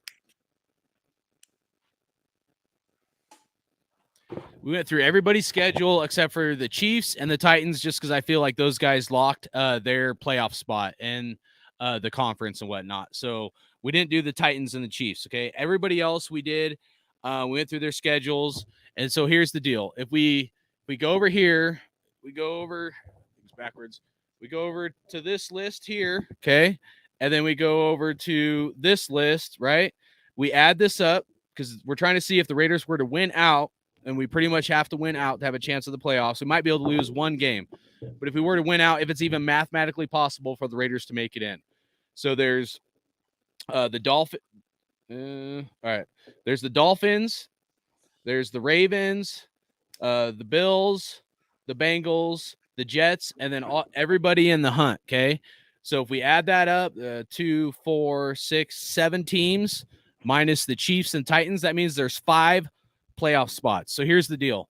What we're looking for is teams that would finish the season with either a 10-7 record or a 9-8 record. Obviously, we have 7 losses right now. It's possible a 9-8 record would get you in, but we'll go through it and we're going to try to find the weakling. So here's what we're going to do when Raider Dave and Raider Critique get back. I'm going to like quickly go through what we tallied up, starting with the Ravens and going back through the same order, and we'll see what each of us had. Okay. Now, if it's a team that has like 11-6 record or 10-5, they are a lock for the playoffs. Okay. So I'll read the finals of what everybody thought, and then we'll try to kind of pick the 5 or hopefully 4 teams, and hopefully Raiders somehow can end up being the 5th team. Okay. So again, there's 5 spots. Raiders need 1. So this is just process of elimination. We're just going to go through it.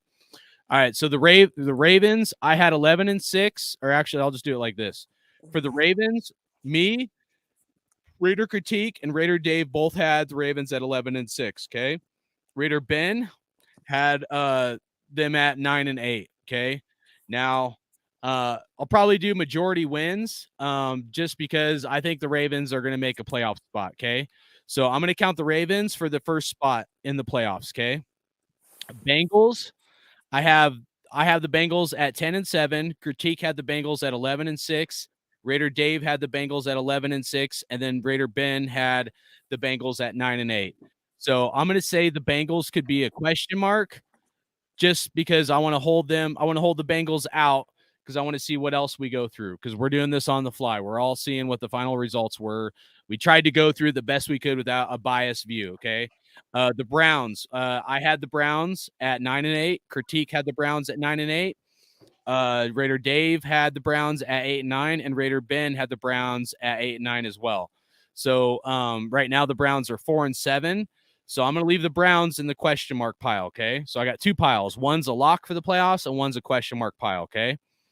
All right, so right now we got 1 of 4 spots filled up. That's the Ravens. Next up would be the Dolphins, the Miami Dolphins, okay? The Dolphins currently are 8-3. I have the Dolphins finishing at 11-6. Raider Critique has the Dolphins finishing at 11-6. Raider Dave and Raider Ben have the Dolphins finishing at, or Raider Dave has them at 13-4, and Raider Ben has them at 12-5. So I'm going to say 11-6 is enough to get them a playoff spot. So I'm going to give the Dolphins the second playoff spot. Okay. Well, that AFC East too, dude. That whole division is know. crazy. I know. And again, I'm doing this on the fly. I don't even know. I'm trying to be unbiased. Well, no, it's realistic. It's realistic. Yeah. That division is crazy. Right. Yeah. So I thought our division was going to be crazy, but I don't even want to go there. All Russell right, Wilson fucked it up. I'm telling you, man. Get your comedy in. Hey, if you need a good laugh, go watch Russell Wilson say Broncos. That's right. Broncos. Everybody in the chat, make sure you hit that like button. Make sure you subscribe. Appreciate everybody for tuning in. Russell Wilson is pure comedy. Talk shit on Russell Wilson. Sorry, I didn't mean to cut you We were off. giving out jersey. Russell Wilson. Sorry. We gave out a jersey and fucking gift cards to the Raider Nation. How many guys with 10,000 plus subscribers you ever seen do that shit in Raider Nation? I don't say shit because this is about unity. And we're giving back. We're not taking from Raider Nation. We're not making money off YouTube. We're giving back because that's the love we have for the Raider Nation family. But don't forget hardcore. But I like to laugh too, dude. A good laugh. Laugh at Russell Wilson. I just do laugh too, at him. Just laugh at him. All right. So Buffalo Bills. I have the Buffalo Bills. So right now, Buffalo Bills are 9-3. Okay, because they just beat the New England Patriots on Thursday Night Football. I have the Buffalo Bills at 14-3. Raider Critique has them at 13-4. Raider Dave has them at 12-5, and Raider Ben has them at 14-3. So the third playoff spot, I'm just going through the same order we did from the beginning. I'm giving the third playoff spot to the Buffalo Bills, okay, out of 5 spots, okay? So that's 3. That means there's 2 spots left, okay? All right, now on to the Jets. The Jets currently are 7-4. I have the Jets finishing at 9-8. Critique has them at 10-7. Raider Dave has them at 9-8, and Raider Ben has them at 8-9. So I'm going to put the Jets in the question mark pile over here. Okay. Next up would be the Patriots. I have the Patriots currently are 6-6. I have the Patriots finishing 7-10. Raider Critique has them at 9-8. Raider Dave has them at 7-10, and Raider Ben has them at 6-11. So I'm going to call the Patriots as a wash. I mean, but the Patriots pull shit out of their hat, so they could end up making the playoffs. But I mean, imagine if all 4 of those teams in that division went to the playoffs, because that's the way it would be looking. But I'm going to say Patriots do not make the playoffs. Okay. All right. Next up would be the Jaguars. So this is one of the teams in the hunt, not currently a wild card spot. The Jaguars are 4-7. I have the Jaguars finishing 5-12. And before I do the Jaguars, make no mistake, once Trevor Lawrence and that team gets their shit figured out, the Jaguars in the future are going to be a fucking force to reckon with. They are going to be a damn good team. I know people crack jokes and shit. I know we lost to them. They get the first round draft pick every damn year. I mean, Trevor Lawrence every year. Trevor Lawrence, in my opinion, he hasn't shown it yet, but in my opinion, Trevor Lawrence was like my favorite quarterback. I mean, like there's been some guys like Jalen Hurts I wanted, but that wasn't like a top pick. You know what I mean? Trevor Lawrence was my favorite quarterback as far as like top NFL quarterbacks in probably 5 or 10 years, but that's just my take. But anyways, Urban Meyer screwed him up the first year too. I think Doug you're right. Yeah, he's implementing something as we speak. Once he gets it figured out, dude, he's gonna be killing it, dude. He's got the skills. They just got to figure it out. So I just hope they don't do it when we're playing them or in the playoffs or something. Well, we already played them. We shouldn't have blown that game. We should have, man. That was. All right, it's pretty frustrating, but all right, pretty much me, Raider Critique, Raider Dave, Raider Ben all have the Jaguars finishing 5-12. So I'm canceling the Jaguars out of the playoff, any potential for playoffs. Next helps us. That helps us big time. Right, absolutely. Anybody in the hunt that gets canceled out, that helps us. All right. So well, and that team beat us. So they with them not having a kicker, like where they can have a defeat, where they have an edge on us. The Colts and the Jags, man, that helps us if they're eliminated. Right. All right, next up would be the Colts. They're currently 4-6-1. I have the Colts finishing at 6-9-1. Raider Critique is 5-10-1. Raider Dave, Raider Ben, and Raider Critique all have the Colts finishing 5-10-1. So I'm going to say the Colts are a wash.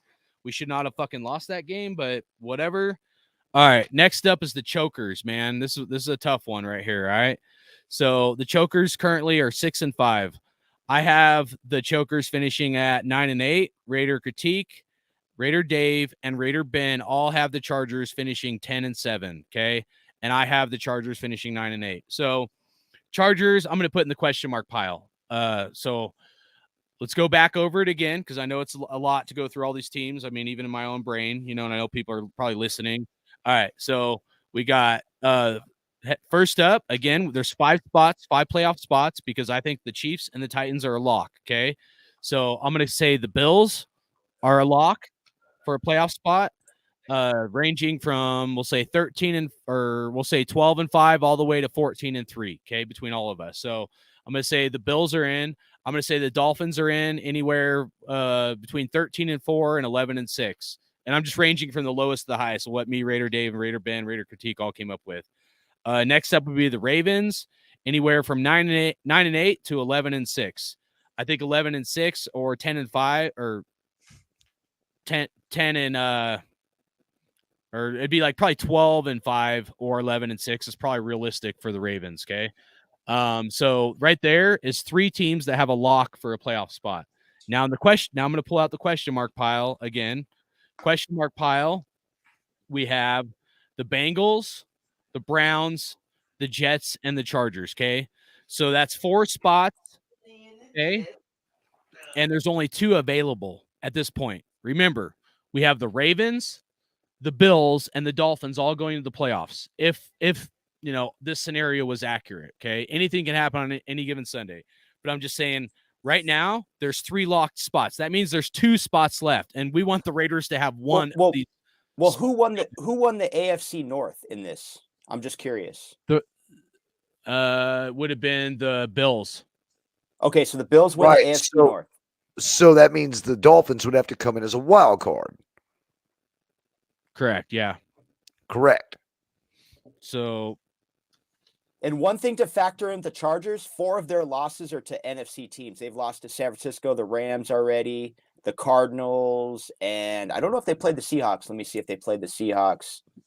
Chargers have not played the Seahawks. Have they played the Seahawks yet? So my vision when doing they did actually see who the question marks were, and the Chargers lost to the Saints. To see if there's anybody in the question mark pile that we could like beat out for a playoff spot. So that's what I want us to visit right now.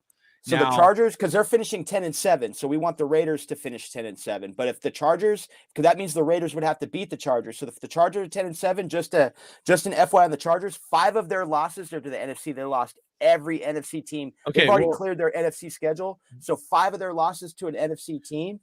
But they got swept by the Chiefs. For the question mark pile, do you want to start with those who might have the strongest record, or those who have the weakest schedule? Like, so do you want to take out the stronger guys, or you want to take out the weaklings? Oh, we already took out all the weaklings, didn't we? You already watched. I mean, okay. I'm talking about people with like a 9-8 or 10-7 record. Oh, so then keep taking them out because you've already washed out teams. So yeah. Right. Yeah. So again, we have Bengals, Jets, Browns, and Chargers. So looking at our predictions, I think the Jets are a weakling. Okay. Yeah. And I don't mean that like vindictively, but I'd say Jets and Browns. So let's go back over the Jets and Browns. Let's see if either of these 2 guys we think should be out. So first up would be the Browns. Okay. Let's revisit this again. Browns, I had them at 9-8. Critique had them at 9-8. Raider Dave had them at 8-9. Raider Ben had them at 8-9. Are you guys comfortable with squashing the Browns, saying they're not making a playoff? They're not making the playoffs. Yeah. No, they won't make the playoffs. All right. Next up, I think Deshaun Watson is going to fuck up sooner or later. He hasn't played in 11 weeks. Plus, he had all offseason off. I mean, he's not going to be up to game speed. Plus, he might need a massage after his first game back. You never know. Right. It might take him. You might need a good foot rub this time. Just a foot rub. Hey, he pulls that's his move right there. He just goes, "Hey, can I just start with a foot rub? Can I get a little back?" I know. Yeah. Brady's deflating balls and Watson's waxing balls. Get it? Brady's deflating balls and Watson's getting his balls back. Hey, cheers, Raider Nation. This is an uncensored show. If your kids are watching he's getting one on Monday morning. Yeah, if your kids are watching this, they probably shouldn't be. Deshaun Watson, you don't want to know that guy at a pedicure salon. You don't want to know what he does there. All right. 2 playoff spots left. We got 3 potential teams. We got the Bengals, the Chargers, and the Jets, and hopefully the Raiders. Okay. All right. But only 2 playoff spots left. Next up would be the Jets. So again, the Jets, I have them at 9-8. Critique had them at 10-7.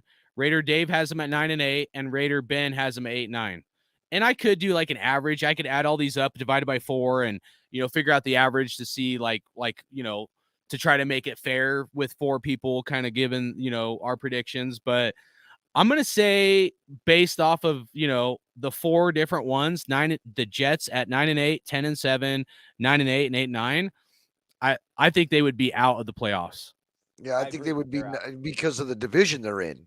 Right. Absolutely, they would be out. Because they have the Bills and the Dolphins in. So let's cancel the Jets out, okay? Now this is where it's going to get really tough, man, because now we're down to the Chokers and the Bengals, and there's 2 playoff spots left.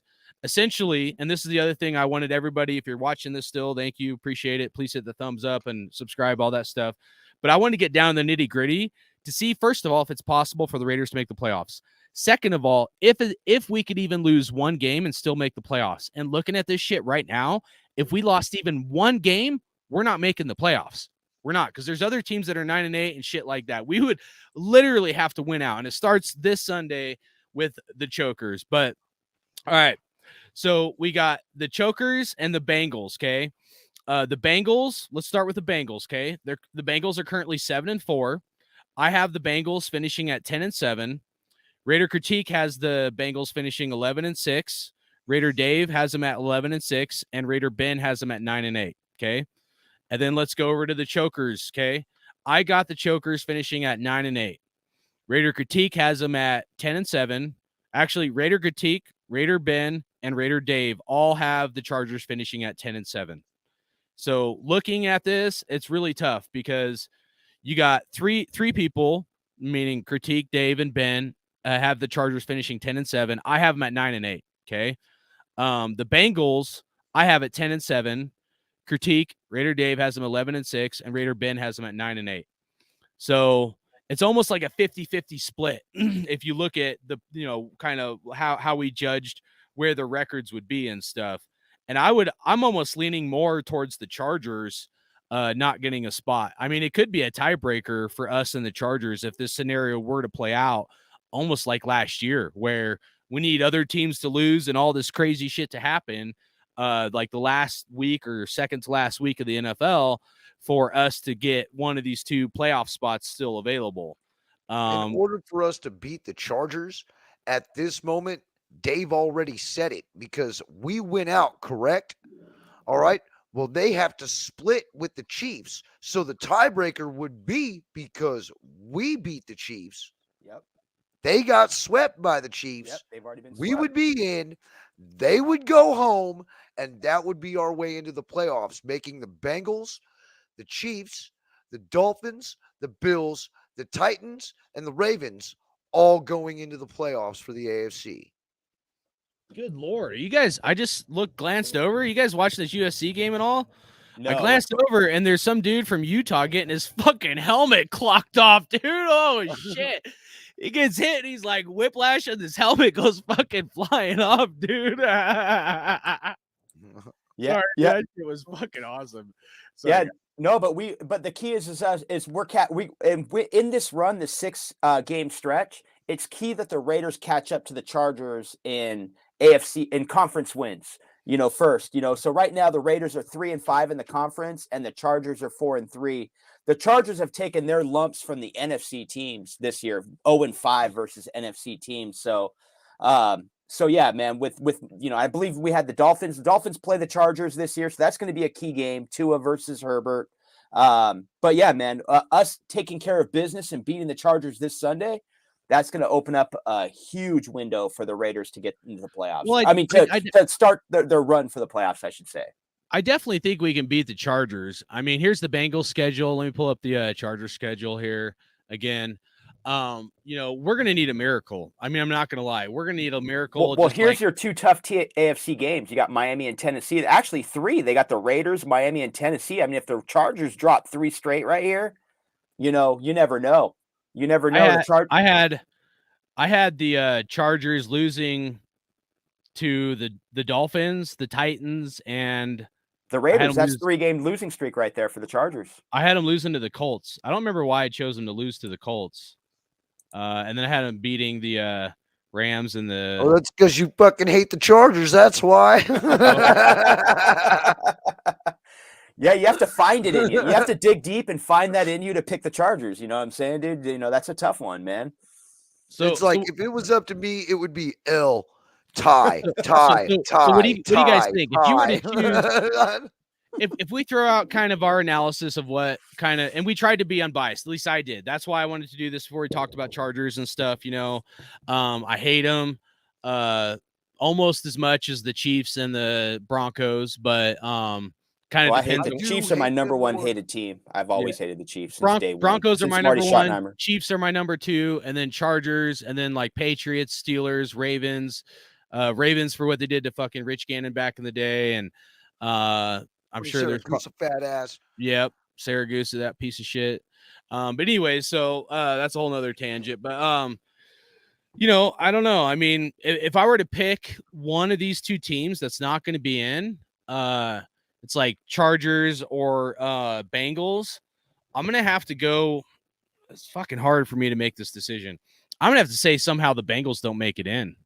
I don't know, just off of like a hunch. Not like I don't have, you know, I'm not even going by records. I'm just trying to look at it from like, you know, just maybe a tinfoil hat or something, you know, just kind of deep analysis. Like I think the Chargers probably get in, and I think the Raiders somehow get in, and the Bengals would be out. Really but what do you guys think? 3 AFC West teams would go in though?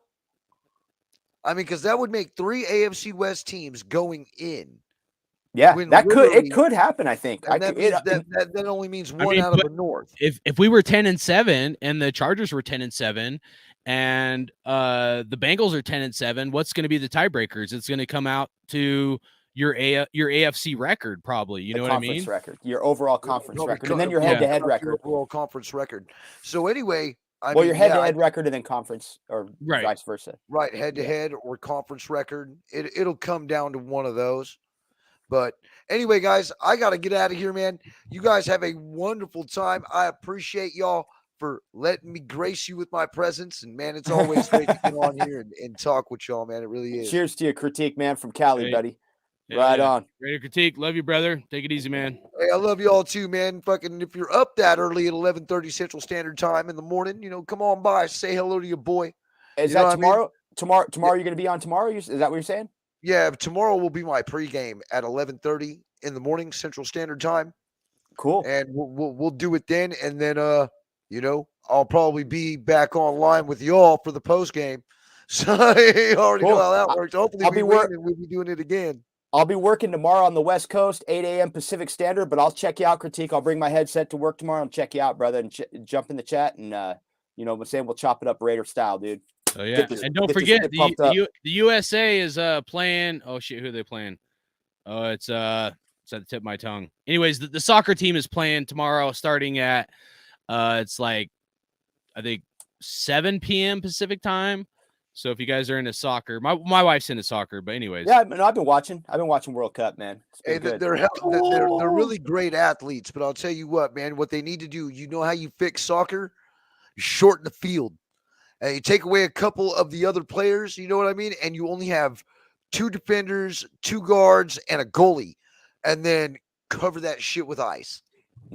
Hockey, baby. Oh, yeah, dude, I like it. There you go, man. Make sure you guys go check out Raider Critique's channel. I put his link in the description. So appreciate Raider Critique. Take it easy, brother. Right on, brother. Cheers. Raiders. Raider Nation. And then to the chat, I want to see, what do you guys think, man? All right, so pretty much came down to, just to go like I don't want to revisit it too much, but, you know, Bengals, Dolphins, Ravens, all in the playoffs. And then it really came down to, if our predictions were right, of course, anything can happen. But it came down to the Bengals and the Chargers for and the Raiders, if we were to win out, fighting for a playoff spot. So anybody in the chat, what do you guys think? What's our best, besides winning out? What's our best possible scenario? So this is where this is my Raider fandom. About this point in the season, I always do the what if scenarios. And I'm like, hey, if we win out or we win these games and these other teams lose these games, then we're in. And actually, I root against those other teams just to give us a shot to make the damn playoffs. Well, so we got a lot to cheer for. This is gonna be fun. This is gonna be a fun last 6 games, man. Oh, hell yeah. This And is you know gonna be what? like They're all last year. winnable. They're all winnable. I mean, I'll pull up the schedule right now for the Raiders, you know, Go 'cause I know for we it. didn't. Hey, we dude, didn't and really. last year, we just got to remember we lost that game in Cincinnati. Things weren't looking good. And then we had to pick up that win. Where did we win? It was Cleveland when we got that fucking win in Cleveland, dude. And it was a sloppy win, but we got the win. These are 2 good wins we're coming off of against the Broncos, an overtime win on the road, an overtime win we got against Sunday night game too. I forgot about that. Thursday. We got and 3 primetime games left out of these 6 games because we got a Christmas Eve game, and we could be flexed in the last game. Remember, we could be flexed in that Chiefs Raiders game, the very final game of the season. So that could be 4 primetime games. So we're going to be on the big stage, dude, 3 of these 6 games. And then here's the key, dude, is like, remember last year how we came together? We didn't really come together. It was a sloppy win in Cleveland. The Raiders, they won their way. I think it was like 4 straight because they had to. They won 3 straight, and then they had faced that Charger game in Week 18. Now, if the Raiders tied the Chargers that Sunday night game, you would have 3 AFC West teams last year in the playoffs. You would have had the Chiefs, Chargers, and Raiders. The Chargers and Raiders as the wild cards. That could still be a possibility in this scenario with 6 games left. But it's going to change. It really comes down to the Raiders beating the Chargers and the Raiders beating the Rams. If they get to 6 and 7, that's when their playoff odds. That's when everything, these scenarios, everything. And then with 2 games through, only 1 game in NFL because the Thursday night game is just going to be the Raiders and the Rams. But going through the next 2 weeks, depending on, I don't like saying that in the NFL, but these things happen all the time. There's injuries in the NFL. So we don't know who's going to be healthy on the Bengals. We don't know who's going to be healthy on the Chargers. I mean, Dirty 30 said, can we still win the division? No. I mean, the Chiefs are 9-2. I mean, the Chiefs would have to lose pretty much every game. If Patrick Mahomes fucking went down for the rest of the year, there's a possibility at this point of the season. And then this is a good before they get their right 10th, here. Hey, man. Hey, I'm just going to tell you straight up, Corey Davis, you're broke back. Bosa ain't doing shit come towards the end of the season. That motherfucker can't stay healthy for a whole season. And hey, isn't Bosa's contract coming up? Here's what I want to know. What the fuck are the 49ers going to do with Bosa with his contract coming due? You guys going to be able to pay that full? Because he's going to want like probably 25, 30 mil a year, man. And, But even to jump off of Corey Davis's comment, man, we're talking playoffs over here. Actually, that's a loss we could possibly take in this scenario because it being an NFC team. We could possibly take 1 loss and maybe make the playoffs, but it's not likely. I mean, but I'll flip it on Corey Davis. I'll flip it on him just because it's gonna be New Year's Eve, in Vegas. Can 49er fans act right in Vegas, dude? We're gonna be doing shots tequila, folks. We're gonna be getting down, dude. It's gonna be getting down. Hey, you're going to be on the dance floor, 49er fans. We're going to be watching. Hey, Raider Nation, we do the Cholo dance over here, dude. We lean, dude. And we're going to be watching. We're going to be watching you on the dance floor. You better act right, Niner fans. You better act right in Vegas, baby, because we done taken over another town. The Raider Nation, we took over our 3rd city, baby. You know how we roll. But anyway, hey, where you at? Corey Davis, hey, we better see you at that tailgate, baby. Go Raiders. Hell yeah. And we got AG Raider, man, saying if Choker's got to lose 4 and we only lose 1, but we're going to need some help. I mean, I love you, brother. I don't know. I mean, I find it really hard. Before I did the math and I went through the schedule like we just did, I thought maybe we could lose 1 and make the playoffs. I thought we maybe could lose 1 and make the playoffs, but honestly, I don't think we can. If we lose 1 game, I think mathematically we might still have a chance, but I think it's really highly unlikely. And I think the 2, looking at the schedule, like behind me, the Niners or the Chiefs, but like Raider Dave was saying, the Chiefs could be sitting some players for the playoffs and stuff. But they're probably going to have like number 1 in the conference, so they're probably going to have a bye week, so they may not even need to set players. I don't know, but Andy Reid might play dick mode though, dude. He might be like, hey, you know what? He hates the Raiders. He acts like, they act like these teams act like they hate the Raiders. It seems like there's something up their sleeve every time they're putting together a game plan. There's like, hey, when we knew we were playing the Raiders, we're going to freaking put together this game plan, blah, blah, blah, blah, blah. My point being, is if the Raiders are fighting for a playoff spot in the Week 18 game and the matchup versus the Chiefs, Andy Reid's going to probably start Patrick Mahomes at least a first half. He's going to do his best to probably try to keep the Raiders eliminated from the playoffs. I could see that already. There's mathematically no way we can win the division unless the Chiefs were to pretty much lose almost every other game. And that would take Patrick Mahomes getting a season-ending injury because Patrick Mahomes. I don't see that. Dude. I mean, as much as I love the Raiders, I just don't see that. That's why I didn't even go over the Chiefs' schedule because I like them being 9-2. They only have 2 now. If they were like, don't get me wrong, if they had 4 or 5 losses or something, or 3 to 5, like that losses, one loss to the Raiders, maybe being 8-3. Yeah, I mean, it'd be completely different. But mathematically, like just looking at their record right now, that's a tall order to ask. I mean, I'd love to win the division. I mean, I think maybe next year we could be looking at maybe possibly winning the division. But right now, I just want to figure out a way to have a miracle happen for us to make the playoffs. And here's another thing though. If like Travis Kelce got hurt, Travis Kelce's like a guy that Patrick Mahomes can rely on a lot. If Travis Kelce would go down, maybe Patrick Mahomes comes down to earth a little bit. But damn, dude, he lost fucking Tyreek Hill. You know what I mean? Nothing's changed with this kid, dude. He keeps winning freaking football games, dude. So yeah, that's a tough call. The Raiders don't have a shot at the division. Corey Davis says you're going to pay Nick Bosa. That depends if Nick Bosa wants to be a 49er. Remember, man, these guys, and I'm not just trying to hate on the Niners, man. I'm saying all throughout the NFL. We got Josh Jacobs. He's balling out, man. These players can pick and choose where the fuck they want to go. And I don't remember if Bosa's contract's coming up this year or next year. I know it's coming up. Well, I mean, here's the deal. The only lucky thing the Niners have, I mean, just being a realist, is the fact that you're getting rid of Jimmy G, and that should free up cap space if you do want to sign Bosa. But then say you're a rookie you had, or the what's the backup quarterback that got hurt? Trey Lance. Yeah, if once Trey Lance's rookie contract comes due and he wants to get paid, then and this is the problem all throughout the NFL. Once you pay your quarterback, it's hard to pay another player. And you know what? When it comes to the Niners too, they went with a heavy investment with Christian McCaffrey, man, and a running back. Hey, I'll say this, dude. Dude, we drafted a freaking running back that pulled a Bo Jackson last week. I'm still high on that. Sorry. And I know you are too. Who's our guy? And that's the Niner in here. Who's our guy? Corey Davis. You're a Niner fan. I know you're high on the Raider win last week in Seattle. Hey, Corey Davis, one more time. I know you're high on that win the Raiders got last week in Seattle. You were like rooting for the Raiders hard. Because if you can't, you hate the Seahawks, Corey Davis. You know you do. And you were a closet Raider fan last Sunday, brother. Admit it. Right.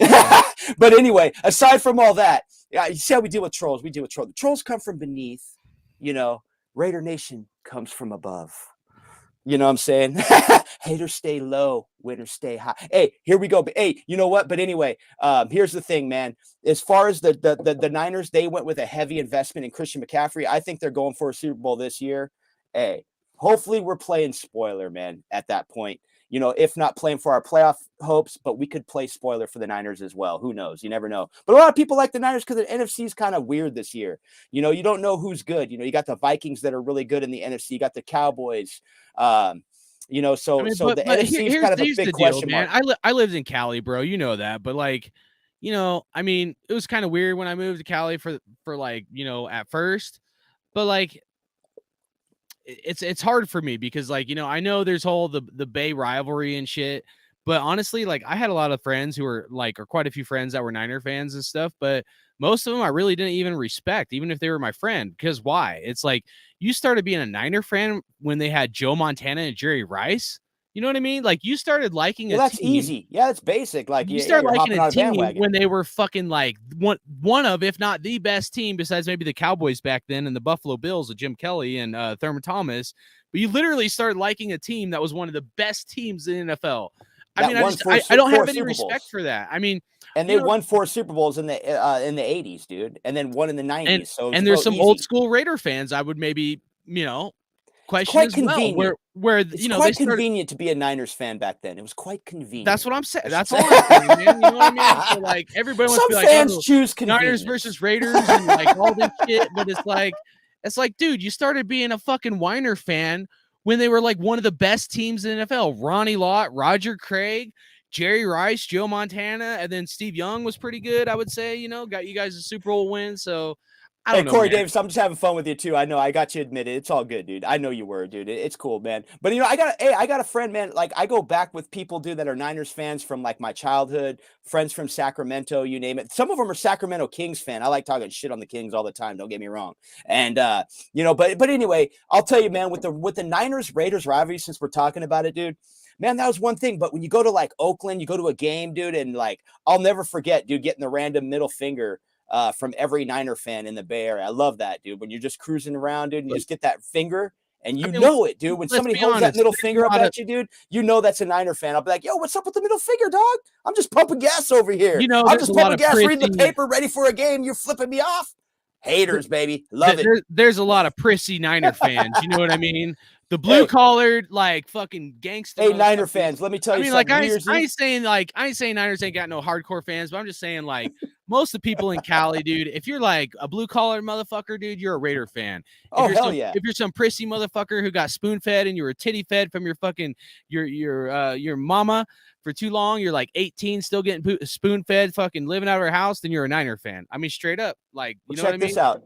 How many people you see go to these Niner games and man, these motherfuckers, dude, they're not like the true backbone of like America, dude. They're like, these prissy ass fucking people who are spoon fed, man. They're like trust fund babies and shit. You know what I'm saying? So like, I don't even know what the fucking like debate is about this shit other than fucking I'm gonna have fun. I'm gonna have you got January 1st, you got December 31st, January 1st, Niners, they're coming to Vegas, dude. Hey, I'll tell you what we'll do at the Raider tailgate for you, man. We'll have them wine bottles on ice for you. And you can bring Bang Bang Niner game. And you guys can straight shotgun wine and do your thing, man, and have that cheese, baby. Shotgun wine? We IPA in this thing up in here. Carl Strauss, dude, 7%ers. Hey, shout out to the Carl Strauss 7%ers. Is it 7%? 7%, that's right. But it's tasting good, though. These taste good. Shout out to you guys. He's like, hey, Raider pardon Nation me, do you have any Glade Poupon? Yes. Hey, just so the worldwide, just so you know, Raider Nation loves you. No, I'm just fuck with you. I actually don't even care that much about the Niners anymore. Not like the Broncos, Chargers, Chiefs. Those are, that's who I really hate. I mean, honestly, I know the Bay rivalry is a big thing. I mean, for me, it's Chiefs, bro. For me, it's I've hated the Chiefs since the mid '80s, dude. Since Marty Schottenheimer, dude, and since I've gone in waves between the Broncos and the Chiefs, and like. The Chargers, like, I don't like them, but, like, it's not the same hate. I mean, but I also lived in a lot of places when I was younger. I lived in Montana. Everybody, I shit you not, bro, everybody was a Broncos fan because of Elway back in the day. Again, just like the Niner fans, a bunch of bandwagon fans that started liking the fucking Broncos because it was, like, the closest team or one of the closest teams. Well, it's like these, these Cowboy fans that live in California, dude. It's like, you guys know you're so bandwagon. You're so bandwagon. In the mid-'90s, if you were rooting for Troy Aikman and you're a born and raised Californian, man, you're like, but I guess Oxnard's an excuse because they have their training camp over there. But I'm like, dude, there's so many bandwagon Cowboy fans out there too, dude. It's like, should I do my Greg Papa? Touchdown! USC! Hey, man, shout out to USC, dude. I was a big USC fan. I still watch a lot of college football. But, man, I was a huge Reggie Bush fan back in the day. I watched his entire high school over at Helix High in San Diego. Man, it was a great thing watching Reggie Bush, man. We had what was called the Prep Pigskin Report. They'd air the high school highlights on Friday nights, man. Reggie Bush was probably one of the best running backs I ever witnessed, dude, in high school running the football, dude. The guy was insane. Watching him go to USC, do damage at USC, and then do damage in the NFL and get a Super Bowl, man. So shout out to USC, man. Good times back in the day. And I love the guy, Matt Leinart, man. The left-handed quarterback. It was fun watching him. Troy Polamalu, man. All the safeties that played there. Shout out to our safety who made it to the roster, an undrafted free agent, Isaiah Palomalo. I want to see, and he played in that Bronco game. He didn't play last week, or maybe he didn't get any tackles last week. But man, I can't wait. To see that safety that we got, Isaiah Palomalo, suit up for the Raiders and hopefully become a contributor for the Raider Nation one day. But man, the comments are going off, dude. 49ers are all queerdos. That's a good one. I like that one. I've always liked that one. That's a good one. Jerry Tolley. Hey, all you need is this silver. It's in the mail, Jerry. So you and your wife, whoever. I know you're gonna steal it from her. I can tell you right now. He's like, oh, he said it's for his wife Jamie because she was the one that won it. but he's gonna steal it. He's gonna see it. He's gonna be like, "Oh shit!" Hey, dude, I gotta give a shout out to Jerry Tolley though. And when it comes to Tennessee fans, dude, just look at the swords, bro. Our swords, dude, are so much sharper, dude. And freaking the Titans, they went with like that dull, like old fucking like cartoonish sword in their logo. And I could be wrong, but I mean the Titans, they have like that T or whatever. It's like this. It's like a dull blade, dude. It's like, nah, bro. Hey, once those Titans fans see your new jersey, brother, man, they're gonna be like, "Oh shit, where'd you get that shit?" And hell yeah, Raider Dave's right, man.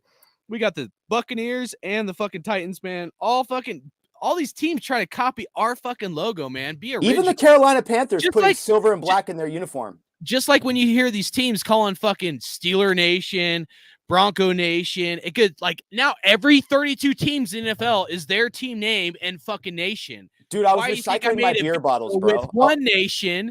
And that's the fucking Raider Nation, right? Bro, I was at the recycle yard the other day talking shit loud at the recycle yard. Raider Nation. Hey, I was Josh Jacobs loud. Like loud for Josh Jacobs, loud for the Raider Nation. I was recycling my bottles, dude. You know, you get 5 cents back each bottle, dude. So I don't fuck. Dude, I was like, do I drink this much? Do I really drink? You know, when you're dumping your cans, like, I get the tall cans every day after work. But anyway, yeah, man, I'm dumping all these things, dude. And I'm talking, dude had a Yankee hat on, so he was loving it, dude. Yankee fans they love when I start talking shit. But anyway, yeah, man. So we were talking shit, and it was a good day. And I forgot what I was gonna say, but anyway, we're at the recycle yard, getting loud, yelling Josh Jacobs. I'm not gonna stop. I'm not gonna stop with the 300-yard game. I just want you guys to know, in public, wherever I go, even if it's at the bank, wherever I go, a grocery store line. I told you guys I held up 2 grocery lines this week, going to the grocery store to grab a couple things, you know, grub on when you're after work and all that. Dude, I will not shut up about that Josh Jacobs game. Live it up, Raider Nation. Talk shit to every family member. Talk shit to every friend that you know. If you know somebody right now that's a Raider hater, text their ass right now and tell them Josh Jacobs is on pace to get like 2,300 yards this year. Tell them Josh Jacobs is the man. Tell them Josh Jacobs about to freaking truck some fools in these next 6 games, baby. Let's go, Raiders. Let's get fired up. My wife, hell yeah. My wife just got me this jersey. It's actually, the lines in it actually aren't that bright. It's a lot more faded. But she got a medium and it's really tight. And I'm not that big a guy. But anyway, she's getting me a large. She gave it to me as an early Christmas present. But anyways, this is a fucking sick jersey. I should get it to show you, dude. Dude, I dig that. I dig. That's the jersey right there that you got posted up in the background, right? Yeah, that's dude, why that jersey does look sick, dude. Bro. I would love to rock that. You know, like hell yeah. So I'm like, I like how it says Jacobs in silver. Yeah, the Bucks. Yeah, the Bucks copied us, but yeah, I'm hella pumped. And the fucking the Utah, whatever the fuck they are, playing against USC. They just got a touchdown. It's 34-24, man. I thought USC was going to smoke what quarter? Fools. What quarter is it in, though? I think the third quarter just ended. It's a commercial. Okay, so let me tell you something about Utah. I'm not watching. I'm just glancing at it here and there, and I just noticed. Cool. It's going to be a good fourth quarter. I'm not watching the game. I can't see anything or anything, but I'll tell you this about Utah, dude. They do run a pro-style freaking offense. So I'm guessing a heavy run game's coming from them. You're seeing a lot of freaking I formations, a lot of RPOs. You know, it should be a little bit of a shootout in the fourth quarter. I'll just make a prediction, dude. And I'm sorry about that burp, everybody. It went smooth. But that just as smooth as Josh Jacobs hitting the right side in the hole. And just, you know, it was like, go, go, go. You know, I mean, it's just Josh Jacobs. Just freaking running, baby. Hey, run, baby. Hey, dude, I'm pumped up. Talk shit to everybody about Josh Jacobs this week. When you go, wherever you go, Raider Nation, wherever you go, you see that family member this weekend. If they had the company Christmas party early this year, talk shit to your coworkers. I love you, Raider Nation. I love you. Raider Dave loves you. And we're gonna. Hey, real quick though, I gotta say something. I will launch my channel January 1st. It's been, my channel's coming back. It's coming back, baby. Hell yeah. Much love. I'm gonna put this up here right now. It's not a link to your deal, but because I tried to find it, but I have a Bo Jackson video somewhere. I don't think it's up right now. I was trying to find it. But I gotta give a shout out to Josh Jacobs again, and keep talking about 300 yards and possibly running for 2,300 yards, and most likely Josh Jacobs is going to have 2,000 all-purpose yards. Dude, I got to give a shout out to my Josh Jacobs jersey. I got this his rookie year. Out of our first round draft class, we had Cleveland Farrell. I did not like that pick, even though I did kind of like Cleveland Farrell after the championship game. I thought he had a good personality. But I didn't think he was a number 4 overall pick. But I liked Josh Jacobs a lot. I love anytime the Raiders are going to draft a Bama back. I actually like Jonathan Abram in that draft. Believe it or not, I really like Jonathan Abram. It's too bad things didn't work out. But out of all those 3 rookies that we got that year in 2019, I'm so happy that this was the jersey that I chose that year, man, because I've been wearing this jersey a lot. I wear my usually it's a Derek Carr jersey that I wear. I got my Derek Carr jersey in 2014 when he was a rookie. Actually, 2 of them, because I love Derek Carr when they drafted him. I love that draft pick, getting him in the 2nd round. And I'll tell you what, dude. I will tell you what, man. Man, it's either Josh Jacobs or Derek Carr. But I've sinned, Raider Nation. I must confess my sin. I must confess. Raider Nation. You know what I need? And it's time. I need a Max Crosby jersey, baby. It's time. Max got that contract. Max ain't going nowhere, dude. I do have a Khalil Mack jersey. That jersey has not been worn since 2017. Let's go, Raiders. I'm getting a Max Crosby jersey, and I have sinned, Raider Nation. That is a sin. Hey, I had this. I had this. I have sinned. And please forgive me. I've had this jersey pulled up. I wait a while before I buy a jersey. Like they gotta, like, you know, I wasn't one of those guys like, oh, I'm gonna go buy a Randy Moss jersey and all this. But you know, like I kind of wait till players like had their stint with the Raiders or something. I don't know. I'm kind of weird like that, but I'm kind of a late bloomer. But when I saw this jersey, Jacobs, and that last game that he had, I had this pulled up on my phone, and I'll like leave it. I won't delete the link or whatever, but I had it pulled up as like NFL Shop or something like that. They had this jersey up there, the one in the background here. And I had it saved on my phone for like 2 weeks. You know, I'm looking at it. It was on sale, like Black Friday, early sale, and after Black Friday and all that. And they had plenty of these jerseys. And then after that record-breaking game, every size sold out. I shit you not. Small, medium, large, extra large, XL. Like I'm like, dude, how does every jersey of this Josh Jacobs jersey sell out? I was pissed because I was like, well, I'll wait a couple of weeks till I get another paycheck or whatever. And I'm like, I'm gonna get it. And I don't buy a lot of jerseys. I'm gonna have quite a few, but like, you know, I'm selective. You know, some people always like buy a jersey, but I'm selective. But you know, to Raider Dave's point, I mean, absolutely. I mean, you know, Bo Jackson, and to Billy, shout out to Billy 916, man. Bo Jackson was my favorite player growing up. You know, yep. Bo knows. I mean, Raiders. Bo knows surfing. Bo knows baseball. Bo knows football. I mean, there's no greater athlete that has ever lived than Bo Jackson. And he's my favorite Raiders running back. I mean, I like Napoleon Kaufman and McFadden. You know, I have a McFadden jersey and whatnot. But you know, ooh, hold on. Who's number 3? Is that Jordan Addison? Is Jordan Addison number 3 for USC? Wow, that was sick. What big touch or big catch or a touchdown? It almost looked like it could have been, but anyways, it was a big play. So 1st and 10. I think they're probably about the 30. I don't know. The quarterback for USC is limping, but all right. Anyways, Bo Jackson's my favorite player, dude, and my favorite running back that we got since Bo Jackson was Josh Jacobs. I wanted him from the get-go in the draft. From the get-go, from the start.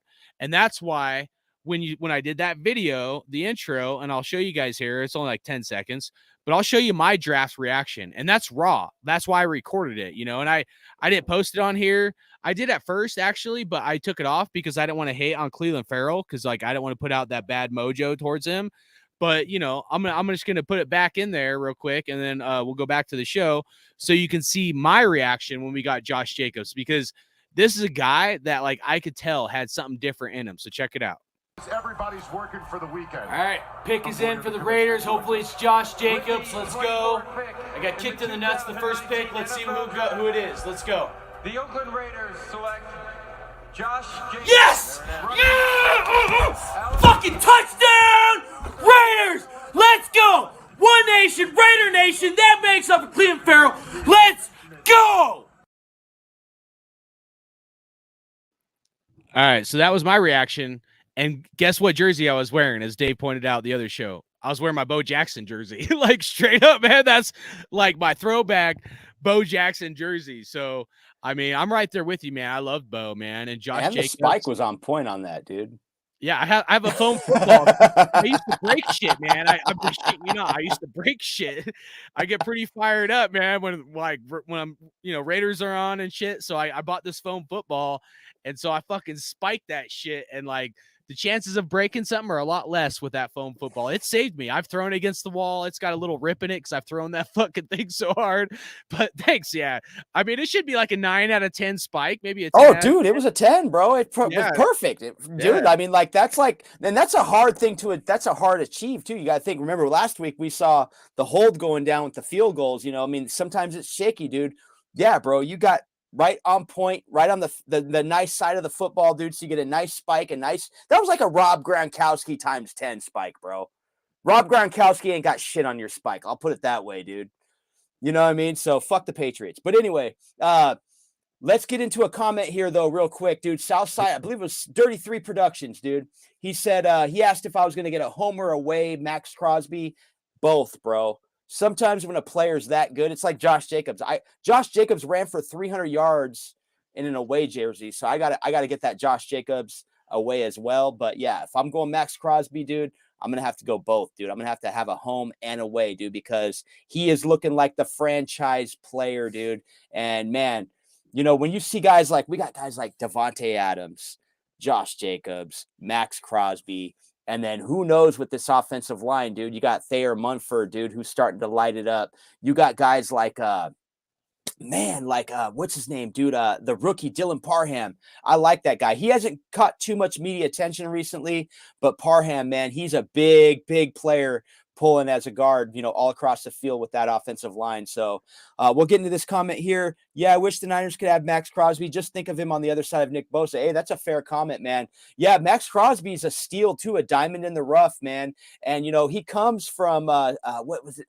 Which Michigan school was it? Where he's out there in the Michigan. So I forget which team. He comes from the school. They face Central. Which one? Because Central Michigan State or something like that. Michigan State. Yeah, because it was one of those schools where they face Central Michigan. And so I know a lot of Central Michigan fans. I have a Central Michigan alum in my family. So one thing with Max Crosby when it comes to those schools, it was like a high motor coming out of school. A lot of people liked him. He just had that high motor. But when he got to the NFL, he started using that jiu-jitsu move, a lot of speed rush off the edge. And I think that what makes Max Crosby so effective is he has like 100 different styles, dude. Every day that guy brings a different style to the defensive edge. You know, he sets the edge so different and so unique that the teams just don't know what to defend yet. Eastern Michigan, there we go. So Eastern Michigan, they face like a team like Central Michigan, where Antonio Brown used to play years ago, like 10 years ago. But so Central Michigan and those guys. But anyway, he came from that school where you know, he was known as just a guy with a high motor. And those are the things you can't teach, man. That's the talent that you can't teach, the guy that's willing to bring the effort to the table. And man, that's what I think makes Max Crosby so effective in the league. And wow, what a steal, dude, to replace Khalil Mack, because we thought it was over with the pass rush for so long without Khalil Mack. And now you got Max Crosby in there, man. Last week alone, I think he had. The thing is with these real quick, hold on. I want to say something about this, because the thing is with all the NFL, not just the Raiders or like the Niners or whatever. I'm not hating. I'm just pointing out the facts.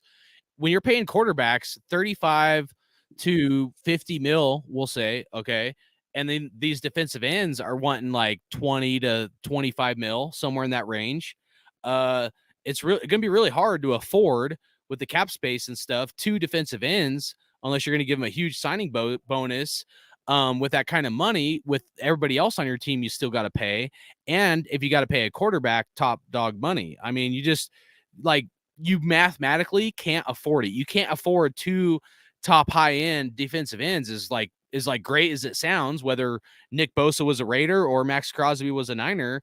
I mean, unless you have a rookie quarterback and under a rookie quarterback contract deal. Otherwise, there's like literally no way most of these teams would be able to afford it.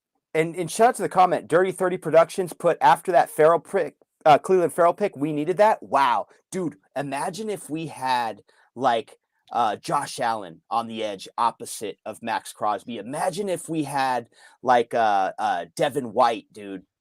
at the middle linebacker position, running sideline to sideline with a Max Crosby 4th round selection. Man, that would be one thing, man. That Farrell pick was a head scratcher. And like I said, there was really no way to validate it, dude, because like I said, you go back to the Clemson game and, you know, you look at Clelin Ferrell when they won that championship, he was a good character in the locker room. Like he had a good charisma to him, you know, like he was funny. Like I like Clelin Ferrell. Don't get me wrong. I like him as a dude. You know, he's a cool dude. He seems like he joke around. He seemed like he could bounce back ideas. He's having fun. But the skill set is not there, and there's no way to validate him as a number 4 overall pick. So I can't believe the Raiders freaking blew that one, dude. That's a tough one to swallow right there, man. But Dave Ziegler ain't going to make that mistake. I don't see Dave Ziegler making mistakes like that in the top 5. Alex Ghost, shout out to Alex Ghost. He won one of the gift cards, so shout out to you. Appreciate you still tuning in. We're going to wrap it up here soon. But what do you think of this? Because I think this is a good comment. You know, he says, part of me wishes that Mayock, like what he would have done without Gruden. Yeah. And I mean, my opinion, let me give you my opinion real quick, and then I want to hear Raider Dave. But my opinion of it is that I think Gruden was in charge of the early round picks, and I think Mayock was in charge of the later round picks. Now, I can't prove that, but that's my opinion that, you know, I just have a hunch that some shit was going on like that. And I loved Gruden as a human being, as a coach. I thought his play calling was a little lackluster at times and too predictable, too old school to say the least, you know. But there's no telling. Had Gruden, like, you know, gotten that year with us, I mean, we had lost 3 games or something, or we were like, shit, I'm trying to remember what it was before Gruden got canned. It's been a couple of years, but you know, I mean, we were doing pretty good going into that Bears game right before Gruden got canned. And Gruden definitely missed on some early draft picks. I mean, let's just face it. But Mayock did hit on some from Max Crosby, you know, Nate Hobbs, Hunter Renfrow, Foster Moreau may have been a Mayock pick if we're just considering that. I think he was LSU, coming out of LSU and all that. Right. Foster Moreau, who I do like. He's going to be a free agent this year as well, so that's tough because we could lose Foster Moreau. I mean, I'm at a point where I know a lot of Raider Nation is really pissed at Waller. I'm kind of like on the fence. My thing is with Waller, if Waller don't want to be a Raider, and that's a completely different story than if Waller's healthy, he can really, like, you know, help this team and help us fucking win some games and potentially a championship, you know, a Super Bowl run. So if Waller's healthy and he wants to be a Raider, then I say keep him. And I think he's worth the money. If he's got something going on in here in his head and he doesn't want to be a Raider, that's a different story. But I don't know. I'm kind of getting off subject, but you know, Mayock definitely hit on some later round draft picks. I'm sure I missed some, but there were some misses as well too that, you know, could be pointed either direction. But what's your opinion on what Al Ghost said? As far as, you know, I think I'm pretty much with Raider Nation. It seemed like it was a buddy system. Gruden had it, you know, to where he's going to take the top picks and, you know, the top two rounds. And, you know, you saw it with a lot of Clemson players, a lot of Alabama players, you know, coming out of the national championship, you know, so it was almost like, you know, Gruden even said it. He wanted pro-ready, you know, players, you know, so he's looking at those big schools, trying to get those guys that are ready to, you know, step right into the NFL. But, you know, it's hard to say, man. I mean, Mike Mayock, it's going to be interesting, man. I mean, I thought it was a unique, revolutionary move to bring a guy from the booth in NFL Network, like an analyst. You're bringing an analyst, a guy who's critiquing, you know, organizations, their draft and their draft picks, and, you know, who they selected, and validating everything. You know what I mean? You know, and breaking it down. You know, the draft is a big process, man. When it comes to being an analyst, these guys go on for about 2 months of media content for the world, man. So Mike Mayock was under pressure, in my opinion, because it's a revolutionary move. You're pulling a guy from the booth into the GM position. And Mike Mayock even said, I've seen everything, all that. It was unique. It was cool. It's hard to say. I mean, I'm with Raider Nation. I think Mike Mayock could have succeeded much better in the NFL, maybe if he had a little bit more control. But I'm in question of what's going to be next for Mike Mayock. Is he going to go back to being an analyst, or he's going to continue his career as a GM in the NFL? So that's good. That remains to be seen, man. I'm curious to see how that unfolds. this USC Utah game is now 40-24, and there's like 5 minutes 30 seconds left in the fourth quarter. This is crazy. I did not see it. So we're at a three score game difference. So if USC wants to pull this off, they got to come up with 16 points in 5 minutes and 30 seconds. Ooh, fucking never crazy. know though. You never know, but like I did not see that coming. I thought 2 scores and 2-point conversion, 2-point conversions. Shout Southside Raider. I think he was saying it was a pick. I was doing the video, so I didn't see it, but all right. And then Dirty 3 Productions has the good comment here. I think Gruden picked Jacobs. He wanted another Charlie Garner. I agree, man. He wanted that guy because Jacobs was unknown, man. You know, Najee Harris was really the back there in Alabama when Jacobs was there, but Jacobs would catch out of the backfield there every now and then.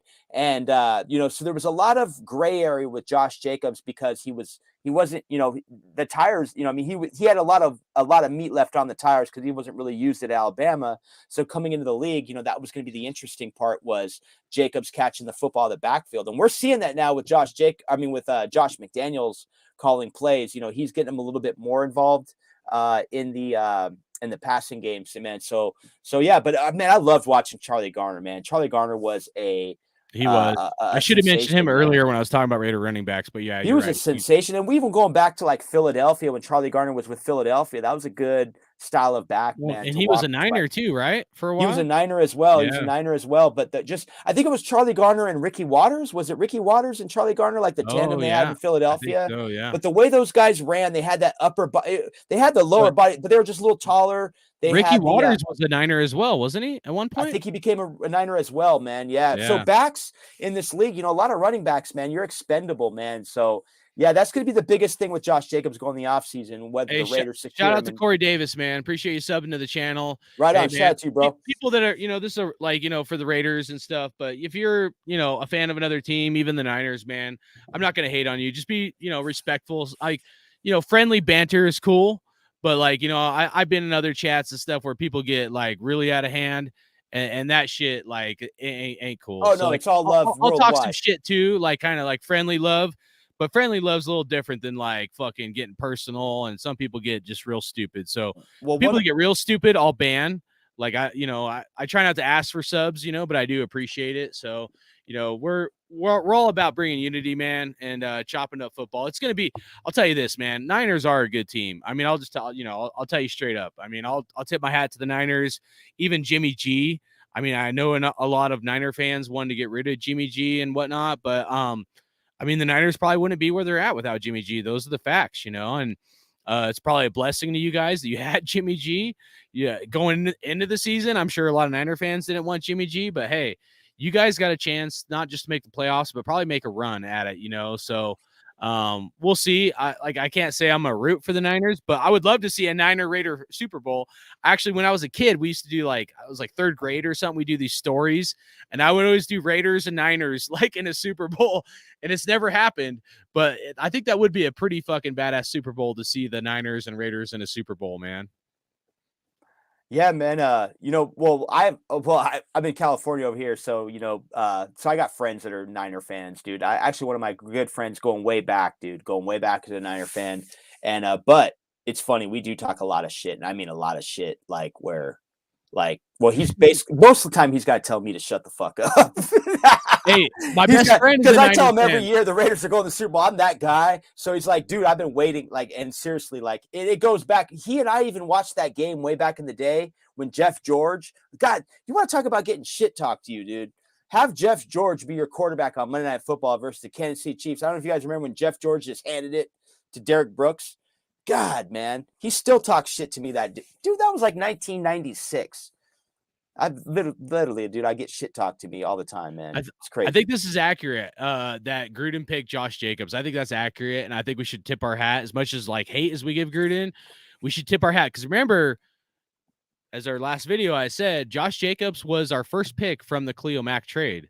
You know, and my opinion is I think we won that trade, and I think that like for me, I'd rather have Jacobs than Khalil Mack, but you know, we should probably give some credit to John Gruden, at least for the Josh Jacobs pick, you know, because a lot of people in Raider Nation were like, hey, I don't want a running back in the first round, running back by committee. But I mean, as I showed the last podcast we did and stuff, that Jacobs to get 303 overall yards. I mean, he's right up there with OJ Simpson, Walter Payton, Jim Brown, like the elites that have ever played the game. He's ahead of guys like Emmitt Smith, Barry Sanders, but he's up there with the best of the best as far as that game he had against the Seahawks.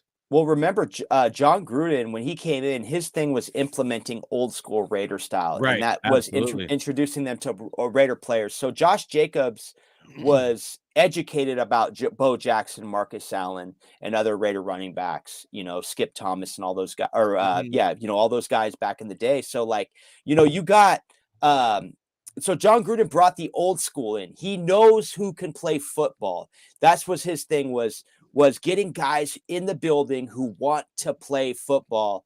And Josh Jacobs is one of those guys. Remember, we talked about it in the last podcast. He had that separated shoulder in 2019, his rookie year. He hit it because he wanted to play, just like the calf injury. He was a game time decision last week and had a big game, one of the biggest games of his career, the biggest game of his career last Sunday, silencing the 12th man with 303 yards. But John Gruden, he's a good coach. He's a good football mind. He's a good guy.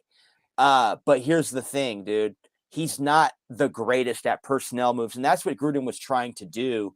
He was trying to make personnel moves, and it just did not work out, man. It wasn't working out because we saw some misses early on in the first round. I mean, the Damon Arnett, that's a bad pick, dude. And I don't want to find excuses for him, but you got to think he had what? I think it was 2019 draft. Was that his first draft, 2019? No, 2018 was his first draft, and I'll tell you, he blew that draft. Even though he got Colton Miller, he screwed up. Because, and this is where on my podcast, on my podcast at that time, my channel's down right now, everybody. It'll be back up January 1st. We're going to do a New Year's launch. But what happened is I had a beef, dude, with John Gruden in that draft. And this because we had number 10 overall pick. We traded back 5 picks with Arizona to get a 3rd round pick. We should have got a 1st round pick from Arizona. We should have been picking the 1st overall pick where they had Kyler Murray the year after, because Arizona was trying to get a quarterback. They were going for Josh Rosen. And what happened was, when a team's going for a quarterback, you got to strung on him. You got to hang up the phone sometimes. I know I love Miller. Don't get me wrong. I like the Miller pick. That worked out.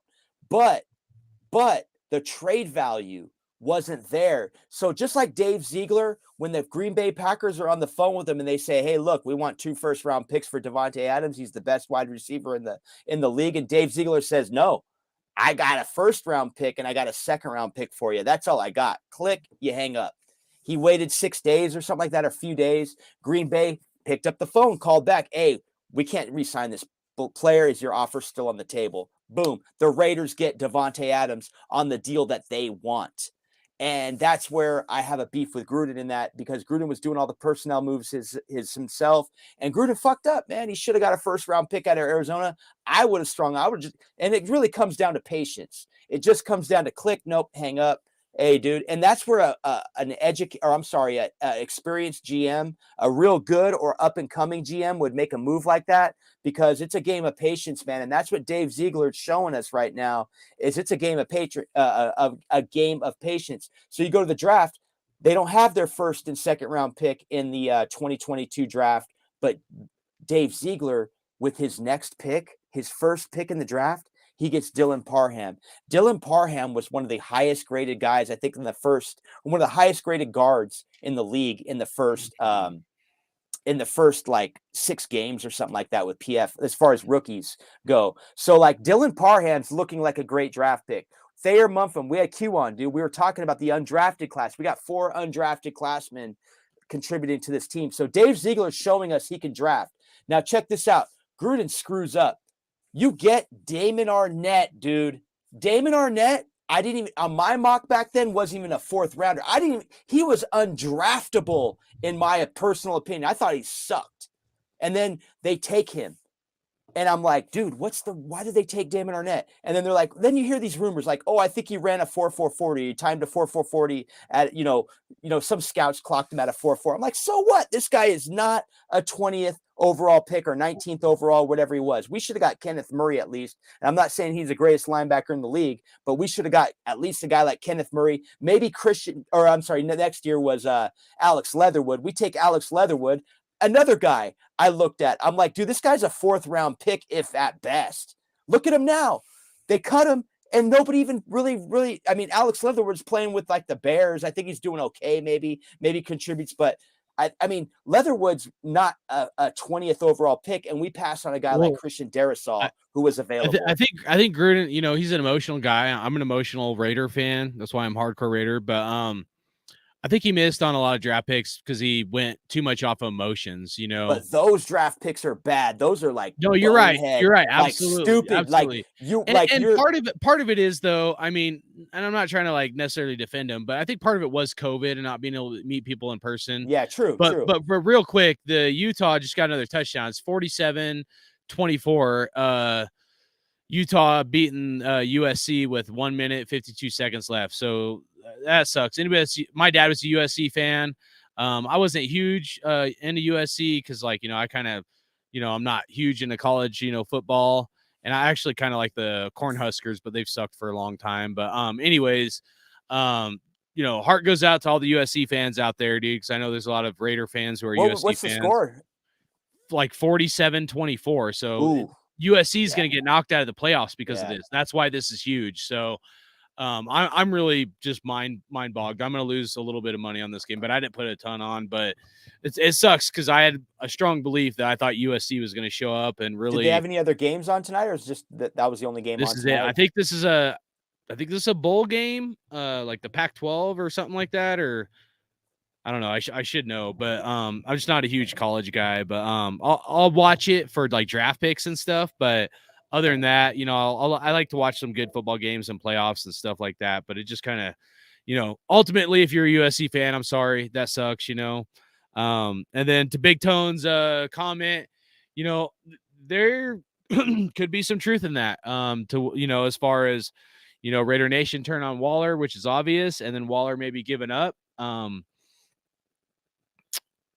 All right, let's see what Alex Ghost had to say. Unrelated, but I find it upsetting how the Raiders always get unfair treatment from the NFL. The NFL leaked Gruden's emails last year, but what have they done about Jerry Jones' pick? Thoughts? I mean, yeah, it's just, it is frustrating. I feel the same way. I didn't make a video on it after it happened because I was so like kind of frustrated. My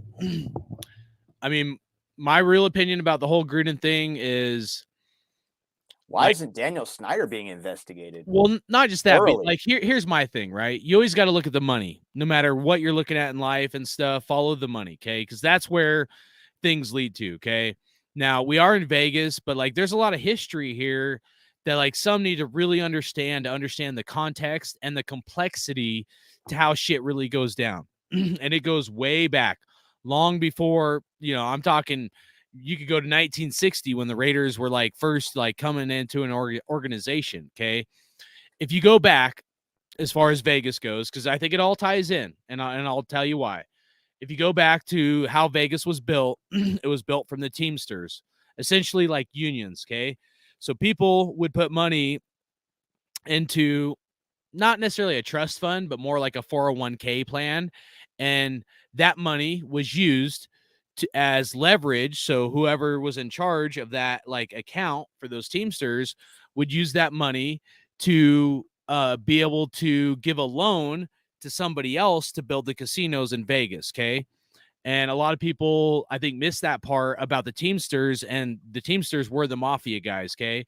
So Vegas was built from people's, think of it like your 401k plan, right? And that money in your 401k being used as leverage to give a loan to somebody else to help build up Vegas. Okay. That was the foundation of how Las Vegas was built. Okay. By the mafia. And fast forward to now. So I'm going to skip a bunch. Okay. But fast forward to now, when you have people who really run that city, meaning the mafia, and they're not, Gotti and like all these like crazy gangsters like they used to be, but they're wearing like suits and ties and stuff.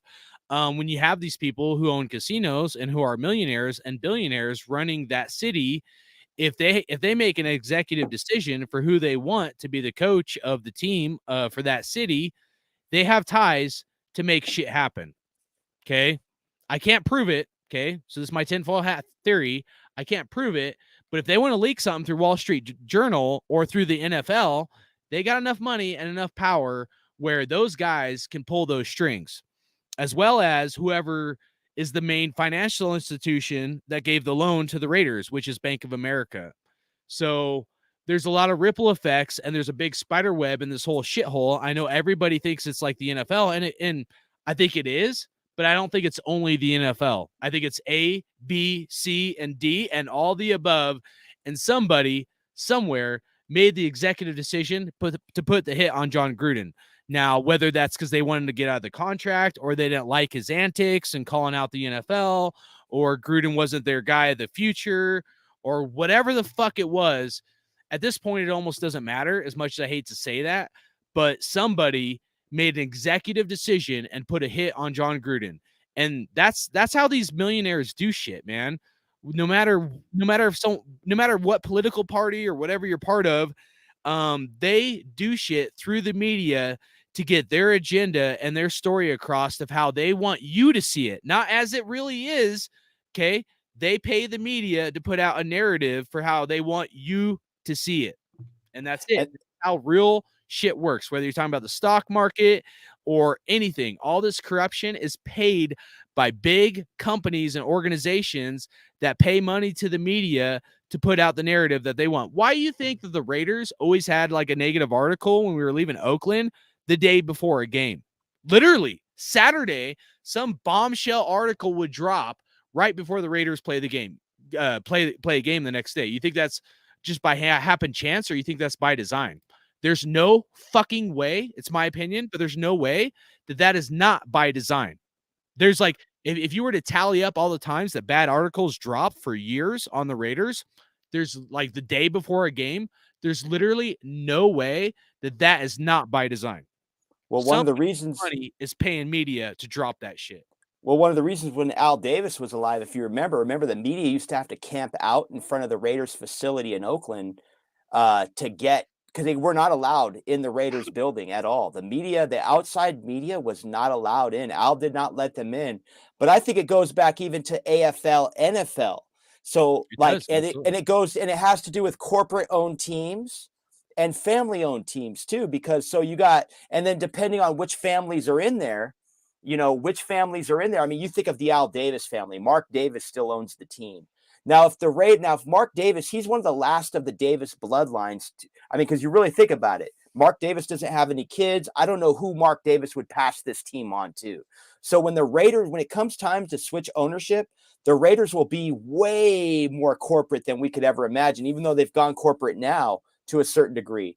But you look at like the Hunt family for the Chiefs. That's an AFL family, but they are embedded in corruption, and it really shows. Look at Andy Reid's history, dude. Look at Tyreek Hill. Dude, a 5-year-old kid ended up with a broken arm, and he did not face any suspensions. You look at the players that have been on the Chiefs and shit that's gone down with the Chiefs. They had a suicide, a self-inflicted gunshot wound suicide in their parking lot in front of Andy Reid. Belcher, I can't remember. It's Jerome Belcher. Killed his wife and then killed himself in the parking lot of the Chiefs. There's no repercussion, no negative media towards the Chiefs. And these are some detrimental situations that have gone down in the Chiefs. Think about it. A kid with a broken arm. Tyreek Hill punched a woman in the stomach and was still drafted by the team. There was no negative media attention with the Chiefs, man. And, like I said, you look at the Davis family, and then you look at the Hunt family, and, you can see the corruption. And then you go back even to like back when Al Davis was alive, man, when John Elway was in the draft, Pete Rozelle and Al Davis, man, feuding. That's why it was such a huge deal, dude, for the Raiders to win that Super Bowl back in the 80s when Pete Rozelle, there's so much corruption in the league. And Pete Rozelle, you can see it in the look on his face. He has to hand Al Davis the Super Bowl, the Lombardi trophy.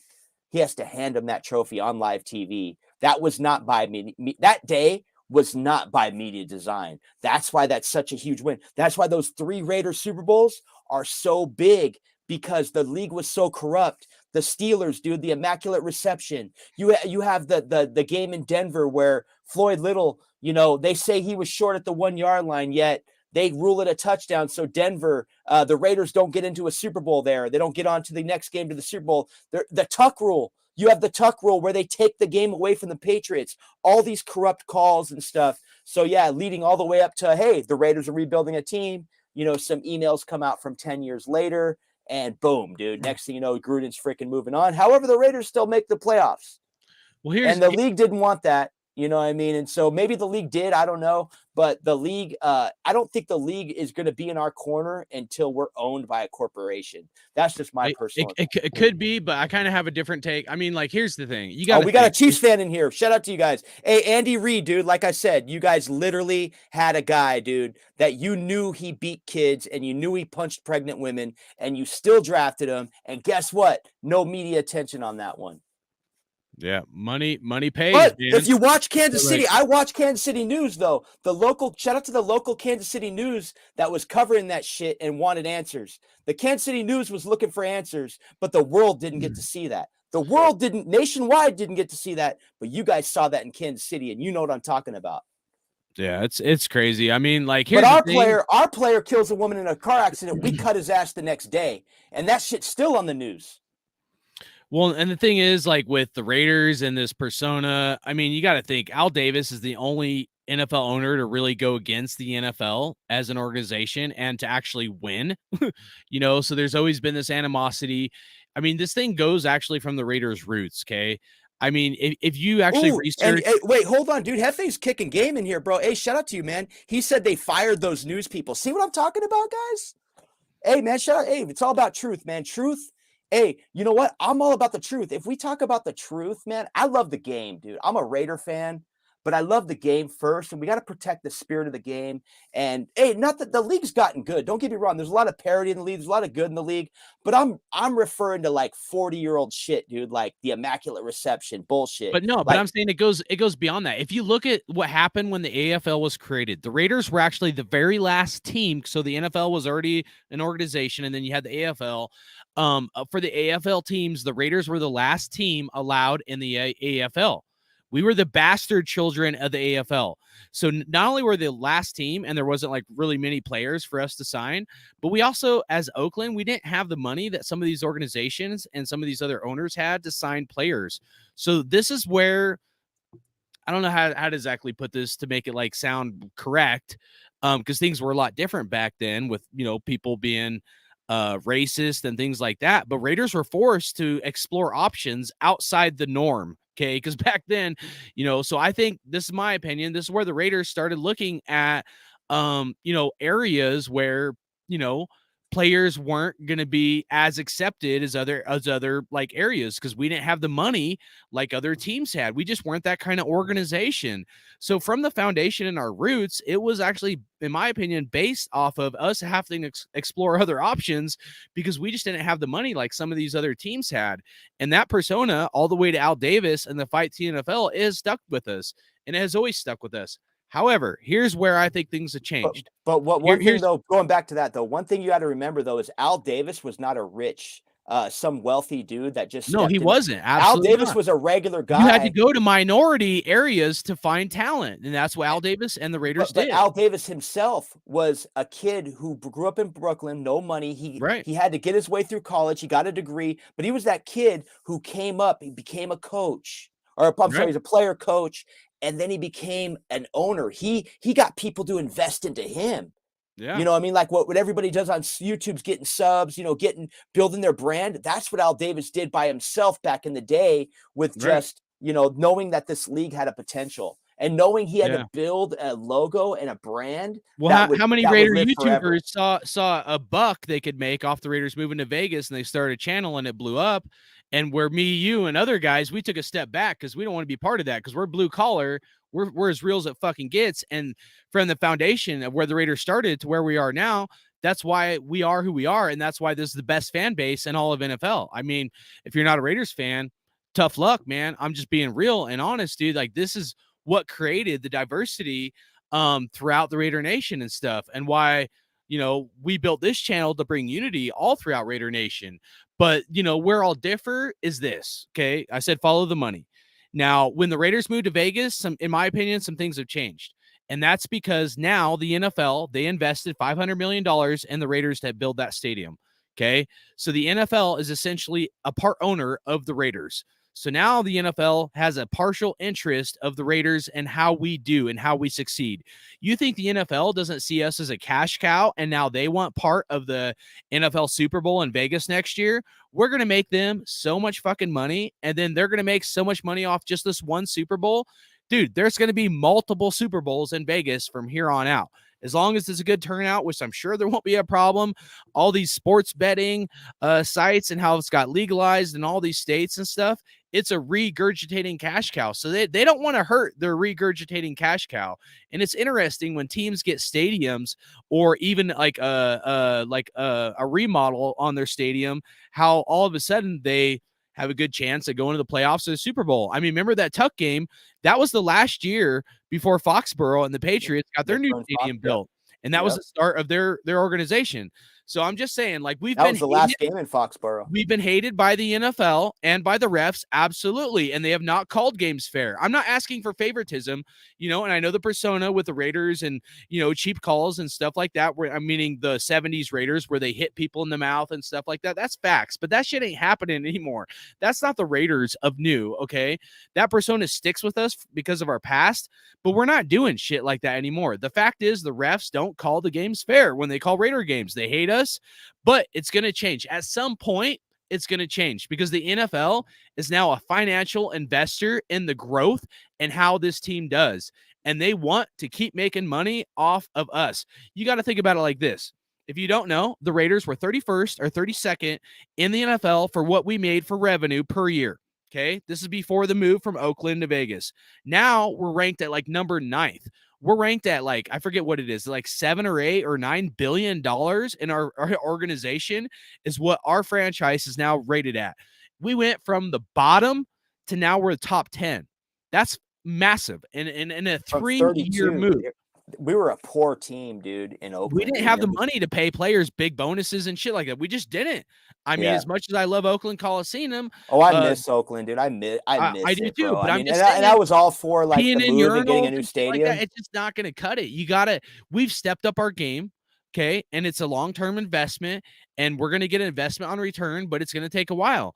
But the NFL, make no mistake about it, us being the rough dog, hard nose, and this actually ties into my opinion about Gruden, the hard-nosed Raiders, that persona is going to change. It is changing. As much as we don't want it, us true hardcore Raider fans, as much as we don't want it, that persona is changing. And in my opinion, Vegas didn't want a hard-nosed, hardcore John Gruden.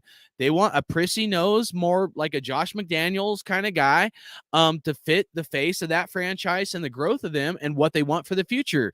Because the reality is mafia guys may not be holding guns and, like the mafia movies and stuff anymore like they used to, but the mafia still controls Vegas. They own the casinos and it's gone on for a long time. And now they have a say. We would not have a stadium without the mafia motherfuckers that funded this because of the tax revenue for rooms and stuff, but they have a huge say in what happens in Vegas. And Vegas is going to blow up, not just for the Raiders or the Golden Knights, but all of sports. There's going to be an NBA team there. There's probably going to be a baseball team. Hopefully it's the Oakland A's because it looks like the Oakland A's are having issues with getting a stadium and some things done in Oakland. But, when the people that have money control shit, you're just along for the fucking ride. That's it. And shout out to the Raiders-Chiefs rivalry. I mean, you got Hefe in there. He said he liked hearing Len Dawson talk about how much they hated the Raiders. It was a hated rivalry. It's one of the most hated, bloodiest rivalries up there with Chicago and Green Bay. Old school rivalry. And R.I.P. Len Dawson as well, man. I know he passed this year as well. I believe it was this year. So rest in peace, Len Dawson, an old AFC West rival, man. And who used to call? I believe he called Monday Night Football he used to call games years ago.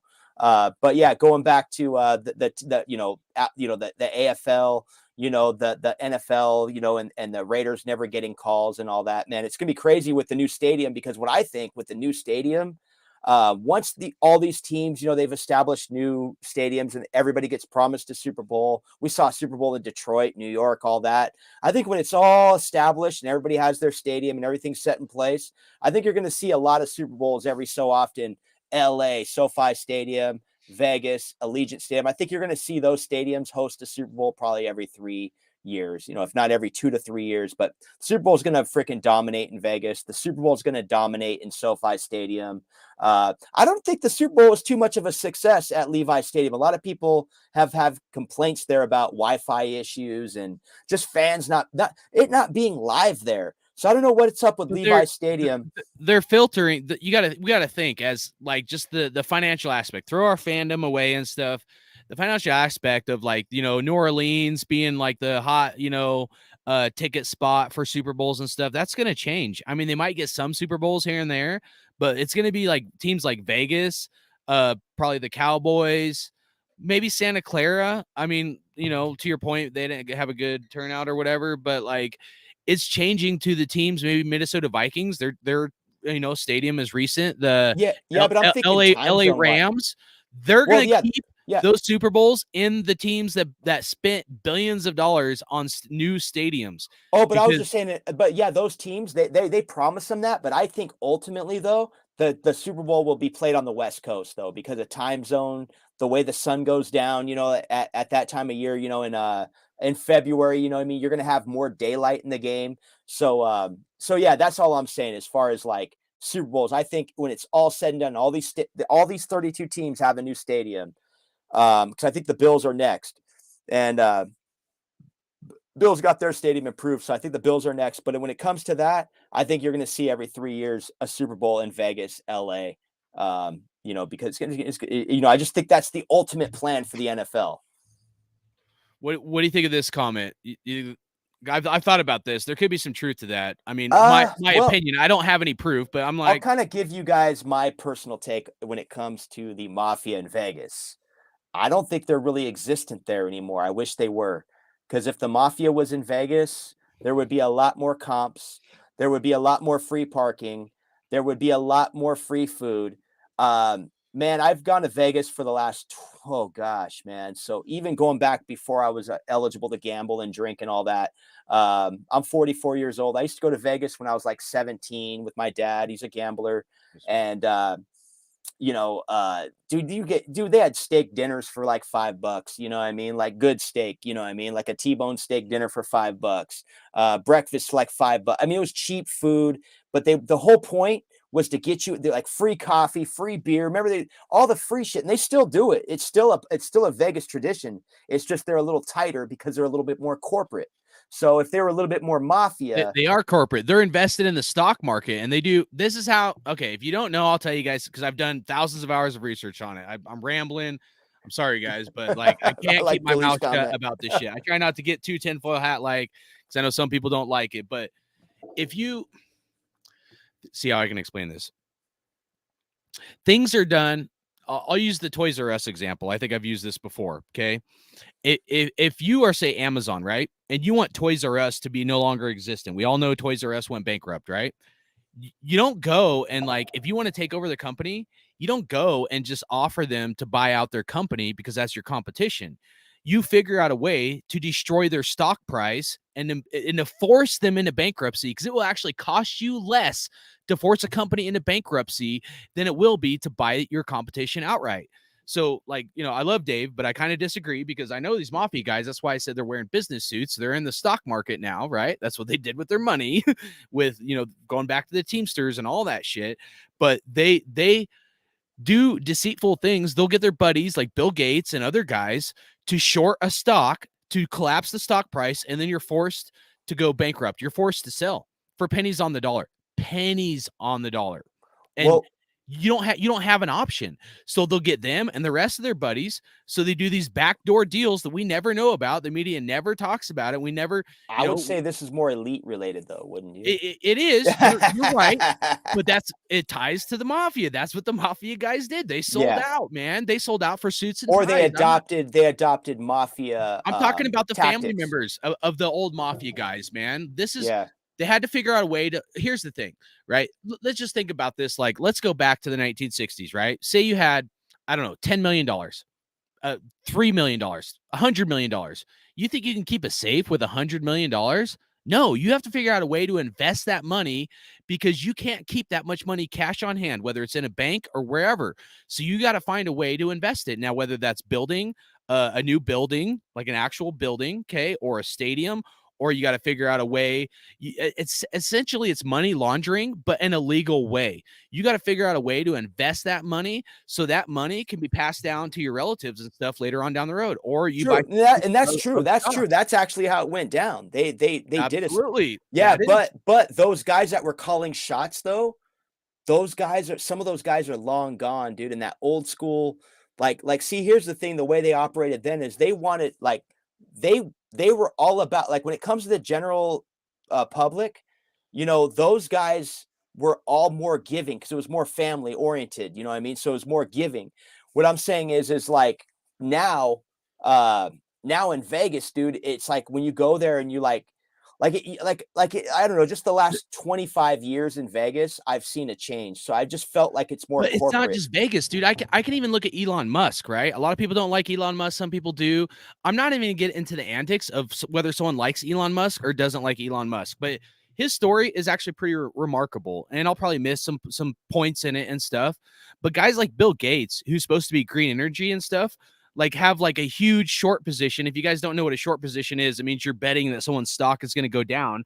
It's like $500 million or if not more, a short position on Tesla and on Elon Musk to try to collapse them. But it wasn't just Bill Gates. Yeah. So many big wig people were trying to short Elon Musk and Tesla's stock to collapse him as a company because they wanted the gas. And I'm not even getting into like, whoa, we need gas vehicles or we need green energy vehicles. Okay. I'm just stating like water is wet and sky is blue. Okay. All these big people with a lot of money shorted Elon Musk stock to try to collapse him. And it did. It hurt him for a long time. And eventually some people came around and started investing in Elon Musk company and the stock went up and it went up crazy. I mean, to the point where if you do the math and you invested like $5,000 in fucking Elon Musk, like I forget what it was, like 8 years ago or something, you'd be so fucking rich right now. It's insane. Okay.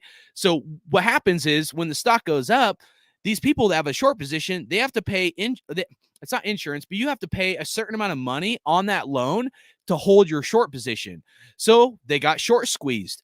The amount of money that people lost, and I'm not shitting you, during COVID, and part of this is the Fed pumping money into the stock market and shit like that, but that's a whole nother thing. But the amount of money that people who had a short position on Elon Musk lost during COVID in 2020 was like upwards of the amount of over every airline company. So Delta Airlines, all the biggest airline companies, all the money that they would make in a year combined is the amount that the people that had a short position on Tesla lost. I'm talking billions of dollars, not hundreds of millions. So when you look at shit from a business standpoint, and this does tie to the Raiders because these same bankers are the same motherfuckers that invested in our stadium. And I am passionate about it because I have questions. Now, I'm not questioning Mark Davis, but I question, because I'm a blue collar guy, the motives of any banker or people with a lot of money, because I don't trust them. I don't. I'll be honest with you, because I've done the research. And I've done research going back to Oakland and why Oakland could not afford to get us a stadium. And it actually ties to Goldman Sachs and interest rates and how the interest rates went up in Oakland Coliseum, Oakland, the county got completely fucked because of their loan that they had. And it's crazy. I know I'm like ranting and like most people won't understand this shit. And I didn't at first either. But I peeled back layers, like peeling back layers of an onion. And I discovered some of this shit, not saying all of it. I discovered some of it, and it's crazy. It's like literally mind-blowing when you research the corruption of people like Amazon and Jeff Bezos, that if they want to take over someone like, whether it's Blockbuster or fucking Toys R Us, they'll bankrupt them because them and the rest of their buddies short their stock, and then they become an owner. And now, guess what? Sears ain't around. Blockbuster ain't around. Toys R Us ain't around. Kmart, you know, I mean, well, remember all these their companies biggest been kicker put out too of is business by these big wig top dogs who are bankers. And so we think of mafia guys like Scarface with a gun. No, they're shooting you with their dollars, you know, in the stock market. And that's it, man. It's the biggest casino ever. And most people have no clue because us blue collar guys were not meant to know their game. I'll tell you straight up. We were not meant to know their corruption. Well, they're pushing narratives through the media too. So remember, they push their narrative through the media, which creates human emotion. And remember, human emotion is the biggest kicker in any market. The fact that you have a brand new stadium in Vegas. Think about how many fans now go to Vegas to watch games where they were scared to go to Oakland. Dude, you wouldn't have that many freaking Bronco fans in Oakland. I mean, we saw that one game in Oakland where it got real bad, where the Steeler fans showed up to that last game. I want to say it was like, I can't remember which year. It was when Gruden was there, or it was like the year before. I forget which game it was in Oakland, where that last Steelers game where a ton of Steeler fans were there. That was rare. You never really see that. But in Vegas, dude, we see like just this year alone, the game we beat Broncos, man, that there was a ton of Bronco fans there.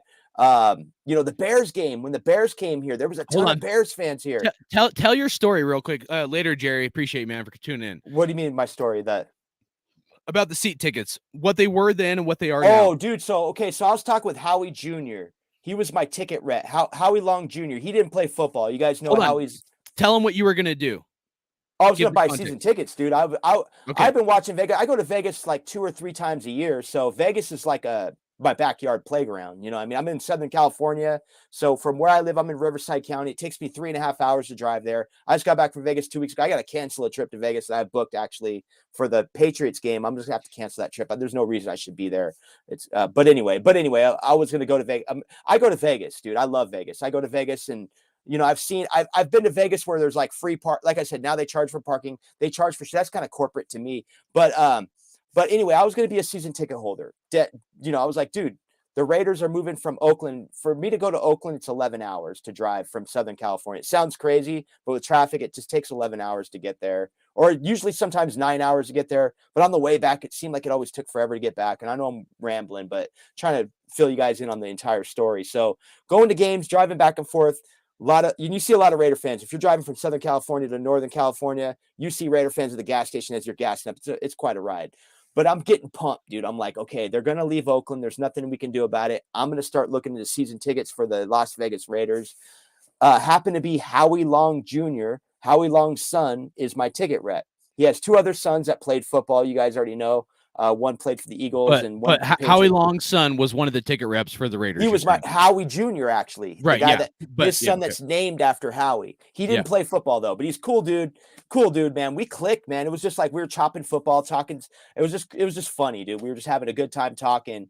And anyway, he was my rep, dude, and my pricing was 20 for the section 400s on the top, like nosebleed seats, kind of 50-yard line-ish on the Raiders sideline. Those PSLs at that time were, and I believe I had a seat on the edge where I'm by the aisle, so I could step right out and go get a drink, take a piss, whatever. Oh, nice. That seat was 2 seats. Each seat was $2,500 for a PSL, meaning so five grand for 2 seats. $5,000, dude, and it's a 10-year commitment though. I believe you have to commit for 10 years, and then but you have to pay the PSL first. So you have to give them $5,000. And at that time, the stadium was being built. So I was going to do like 1,500 down and then just make payments. But COVID hit, you know, because like I was in the thing. I was literally like going to put it down. And I had till the season started to pay it off, or some kind of threshold. I don't remember, like July to pay it off. But my tickets were going to be $1,000, just the tickets, each set of tickets, $1,000 for 10 games. I'm sorry. Whatever the games it was, like, you know, you got your preseason games and then usually it's 10 games. So, okay. So just to clarify this, cause I'm a number, I like numbers. Some people don't, but you're saying $5,000 for 2 seats. So 2,500 a piece for the PSL, for the license to own that license for 10 for years. The license. But then each season was going to be like 1,000 to go to those games. Yes. So each essentially, season. So once you pay your $5,000, I'm paying $2,000 for 2 seats each year. Okay. And those tickets, you could flip them like crazy. You guys see the prices on these seats, dude. You know, like a KC game goes for like $600. I wouldn't, never do that. But that's what's happening. These fucking seats are worth so much money. Right. These guys, exactly. This guy said it exactly. Southside Raider. The PSLs did price out majority of Raider fans because the PSL shot up in price. Now, let me tell you guys, with COVID, dude, and money getting pumped into the system, no matter what, these things were going to go up, though. But with the inflation and all that, dude, those PSLs that I was looking to shop for, I looked them up like about 3 months ago or 2 months ago. They're 14 grand. They're 14.5 now. A Those piece? same A piece or both? dude. So if you okay, wanted those so you PSLs could have now, you're looking at invested 29 grand. So you could have invested $5,000 then, okay, for just And a I could have made PSL. money. Yeah, you could make money off that shit. And 14 grand. So you could have invested $5,000 then at the beginning and then sold them for 28 grand now. Correct? Exactly. If I wanted out of it. Yeah, if I wanted. So 28 minus $5,000 would have been 23 grand. You could have made 23 grand on just holding the tickets. Obviously, you would have had to pay for the $1,000 per you're committed to that. year You're committed or whatever to that. per seat. But yeah. So or if somebody else like if somebody else bought the PSL, like let's say I had the PSL, but I'm like, hey, I'm not going to go in 2024. I could be like, hey, hardcore, give me $1,000. I'll give you all 10 tickets. They're yours. You could be cool like that with your tickets. I mean, you have moves, but now keep in mind when you have a PSL though, you're responsible for everything, dude. If a cup holder gets broken, you have to pay for that. Like you're right. That's out of your pocket. But that was what, 2018 or 2019 or what? That was 2020 when I was talking to 2019 that I was talking to Howie Jr., but we were going into the 2020 year and we had the shutdown in March. That's when they shut the draft off. I was going to go to the draft, dude. So in 3 years, you could invest at $5,000 and in 3 years you could have made 23 grand profit off of that. Exactly. Or you sell your tickets to make or you would sell your tickets to make profit. Right. You could have made profit off of your tickets too. But if you're selling them on StubHub or something, you don't know who's buying them or whatever. You want to sell them to Raider. Here's my point. This is one Raider fan with nosebleed seats, right? And a 3-year turnaround. And if you look at it from a money standpoint, right? So if you're a business investor, you have tons of money, whether it's stock market, whatever, you're spoon-fed, you got tons of money to invest. This is what happened to our new stadium, to say the least, that a lot of people bought these PSLs and they're able to sell them now and make a lot of money. Imagine if you were someone with a lot of money and you didn't just buy 2 seats, you bought 50, 100, maybe. Hold up. Dude, you got to remember who I was seeing when I was buying these tickets, bro. Dude, I got dropped off in an Uber, dude. I'm grimy Raider, dude. I'm in a fucking jersey. I'm loud. Dude, you know how many snoots were in there, bro? You know how many times they had to shut me up in that freaking, what was it called? It was called what was that called? The information center that they had where you go in there. They had the Al Davis jacket. They had the model stadium. I'd been in there probably 4 or 5 times. I'm loud, but they told me this, dude. It was funny, dude. They're like, man, we need fans like him in there. So I gave people shit. So if the guy in the Lambo, the dude in the Lambo that rolled up, or the dude in the Corvette, the dude in the bomb ass Bentley that rolled up fucking with the big hot shot buying those tickets, I want Raider Nation to know this. I talk shit to that guy, just so you know. I talk shit to rich people. I talk shit to rich people. I know how you roll, brother. Dude, I talk shit because you know what? That's our stadium. Yeah. And I don't give a fuck how rich you are. That's our stadium. I'll blow your eardrum out, dude. I'll yell Raiders up in your ear. You can text security. Like, remember Violator said it on your show, bro. Mm-hmm. Remember? Yeah. Violator said that, dude. He said, hey, man. He said one thing, though. He's like, I've been told to sit down one too many times because I'm too loud. That's bullshit. That's Hey, corporate assholes buying our tickets. Don't think this ain't over, dude. This ain't over. I'll blow your eardrum out yelling Raiders. I hate to tell you're going to need a hearing aid. Hey, you need to be rich enough to buy a new eardrum, kid. That's what you're going to need. If you want cheap tickets, whether you're a Raider fan or a fan of another team, you buy them when the team is not doing very good. When the record isn't good, because people will start selling that shit. And but if you're like, if you have a winning record or you're doing awesome, those tickets go up. But like if a team, so like say like Raiders and Chiefs, we played last game of the year, we could end up having a much better record now, like later for a potential playoff spot. Those tickets are going to skyrocket, and the game is to be determined. Like the announcement of that game and the time, and if it's going to be a primetime game is yet to be determined. And I think that is because, they want to see how the Raiders, turn out at the end of the year or whatever. But so like, the time to buy those tickets, if you're like, hey, I want to go to the Chiefs game, you buy them when we're like 3-7. You know what I mean? Like, Exactly. You buy them when we're not doing good, because Raider fans, well, whoever owns those tickets are going to start selling them. Like you said, emotion. People act out of emotion. So people are going to be like, well, fuck, I don't want to support or whatever. I'm going to sell my tickets. That's when you start finding some good deals. But if you wait and then the Raiders have like a winning record, or we're doing pretty good and we have a chance to go playoffs, what could have been like, maybe we'll say a $200 ticket could end up, or a $300 ticket will end up being like double or triple that, Well, let's call out what we saw this year too, dude. We saw in the Arizona game, we were up 20-0 at halftime. And where did the cameras go? Right to the end zone. Right to the end zone where all those rich people bought tickets. So those people that you saw toasting champagne, the dude had the 2 chicks with him. Remember that? He was toasting, he was pouring out dude, it's halftime. Dude, I don't know what that guy was doing, or maybe he's just a clown, or maybe he's just looking for TikTok views. I don't know. But you know what? Like, you look at that, and that's your reflection of that guy in the Corvette buying those seats, because those seats right there, those are probably $10,000 seats, I'm guessing. Hey, man, there's people that have been on this show that sold the fuck out. And I hate to say that, because this show is about unity and bringing Raider Nation together. But I'll repeat that. There's people that's been on this show. I'm not going to say who, but there's people that's been on this show that sold the fuck out.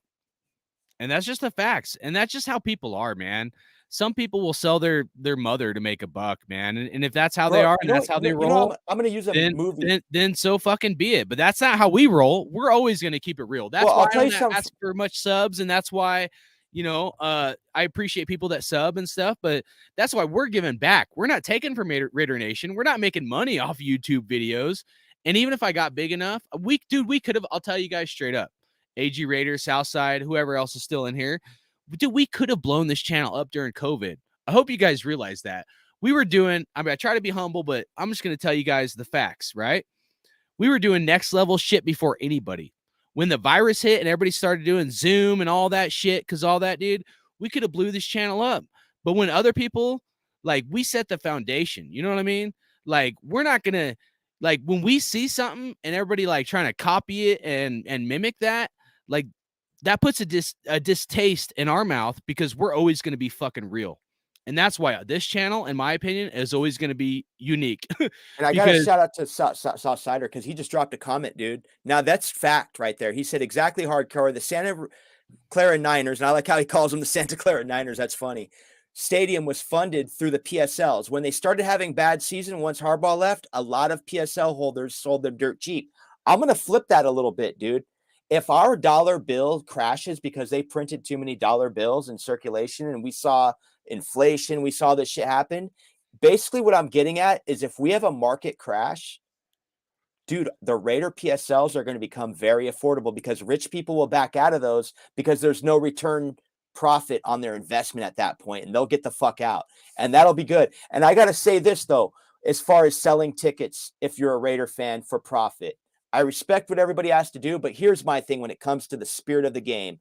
I don't like the Boston Red Sox. I don't like the New England Patriots. I'm not an East Coast guy. I get along good with East Coast people. I don't know what it is. We talk pizza, we talk food and shit like that. They have their food. I have my food. I'm out here in color. So I'll battle East Coast all day. They want to talk about the pizza and hot dogs. I'll talk about our carne asada and guacamole over here on Cali. You know what I mean? But my point being is, I have great conversations with them. A movie that I actually like, man, a movie I really like is called Fever Pitch, man. It's kind of a corny movie, a Drew Barrymore movie, a love story about a baseball game. But I'll use an example from that movie that I really like, is when they get their season tickets as fans, because they're going to go to every Boston Red Sox game. Him and his buddy, they chip in and they break up the tickets. That's what I like doing as a fan. Like, if I'm a season ticket holder, if I ever get involved, man, I would love to buy some Raider tickets. Say you and I, hardcore, we get some tickets, and the tickets come in the mail, and you're like, yo, dude, I'm coming over. I'm going to see what you get. And we're like, that's the fandom that I'm talking, the excitement building up. Like, you go to this game. Oh, we're playing at Seattle, or what, you know what I mean? Like I love that part of that movie. That movie gave me that fan, so that's where I respect, East Coast fans on that level, where it's like, you want to go to the game with your tickets. It's not about flipping tickets, dude. You can flip, I can flip a garage sale item to make a buck. You know what I mean? I could sell something at a garage sale, or I could buy something at a garage sale, take it to my garage sale and upsell it for another $5 or whatever. You can always flip a car, a house, or whatever. But Raider Nation, one thing we can't do, man, when it comes to the spirit of the game and our fandom, we can't flip tickets, man, because there's a special moment of fun, moments in life. We got to remember what we live for. It's not just money. We live for the moment. Let me tell you why I'm so fucking excited about Josh Jacobs fucking getting 303 yards at Seattle and silencing the crowd. I have a regret in life, Raider Nation. I have a regret. I'll admit it right now. I was not at that game. I wish I could have predicted that was going to happen. See, the thing is, you don't know when these things are going to happen. You don't know which game you're going to be. You could be at a 1-15 Raider game and some shit will happen, dude. But what happened? Imagine if, let me put it this way. Imagine if you're a season ticket holder and you sold your tickets and you're a Raider fan and you did not see Josh Jacobs in Allegiant Stadium or something, do some crazy, or Devontae Adams or Derek Carr break some insane record. I would want to be there for that. I tell you guys all the time, man, I was at the game. I've been to plenty of Raider games. There's some games that just stick with me. There's two right now that I can think of. The Raiders winning the West against the Broncos in Networks Associates Coliseum. The top deck was filled. You can't take that memory out of my head. You can't buy that from me. You can't buy it from me. It's not for sale. It's here. I was there. I lived it. I was high-fiving Raider fans. They were telling me freaking story. Oh, dude, bastard. He was in freaking Oakland when Jamal Charles ran for 5 touchdowns. I was in Las Vegas talking shit to Chiefs fans, and I had no room to talk shit. But I was talking shit. I got free tequila shots for it. Vegas gave me free tequila shots for talking shit and a free pair of Jose Cuervo sunglasses, just so you know. But aside from that, they're running around the shooters. They got me drunk that day. But I needed to be drunk because the Raiders got their ass kicked by the Chiefs that day. That sucked. But anyway, back to my point, man. Like, live for the moment, man. If you're a rich guy and you're a Raider fan and you have the tickets or whatever, man, dude, like that moment, like, man, you just can't buy it. There's no price tag on it if you see it, if you're there. But I was there for that 2002. I'll tell you another one, man. Free tickets. 2016, my buddy calls me up and he goes, hey, I got tickets for the Raiders Chargers 2016. The Chargers might be leaving San Diego and the Raiders might be leaving Oakland. This might be the last Oakland Raiders San Diego Charger game. I went to that game. Free tickets, dude. One of the greatest games I ever went to, dude, because you could feel it in the air that was the last time the San Diego Chargers were going to be the San Diego Chargers. They moved to LA the following year. Raiders stayed in Oakland for 3 seasons. Shout out to Mark Davis for at least keeping the Raiders in Oakland for 3 years to say goodbye. But at the same time, dude, I was at that game. Dude, there was so many Raider fans, dude. Freaking Phillip Rivers couldn't hear. It was the black hole in Qualcomm Stadium. It always is. But this time, it was different, dude. It was like the stadium was so freaking lit. Like Phillip Rivers was going to have a heart attack, it looked like on the field. He was pissed. And that was the video I posted, right? I showed? You saw that video, right? Which one? Where he was like, he couldn't hear. Oh, like yes. This. I was going to tell you, dude, that almost looked reminiscent. Yes. So that game, I'm pretty sure that's the game you're talking about, bro. Yeah. So when that game, it got real dark late in the day. That was the one where Michael Crabtree caught Derek Carr was in the pistol.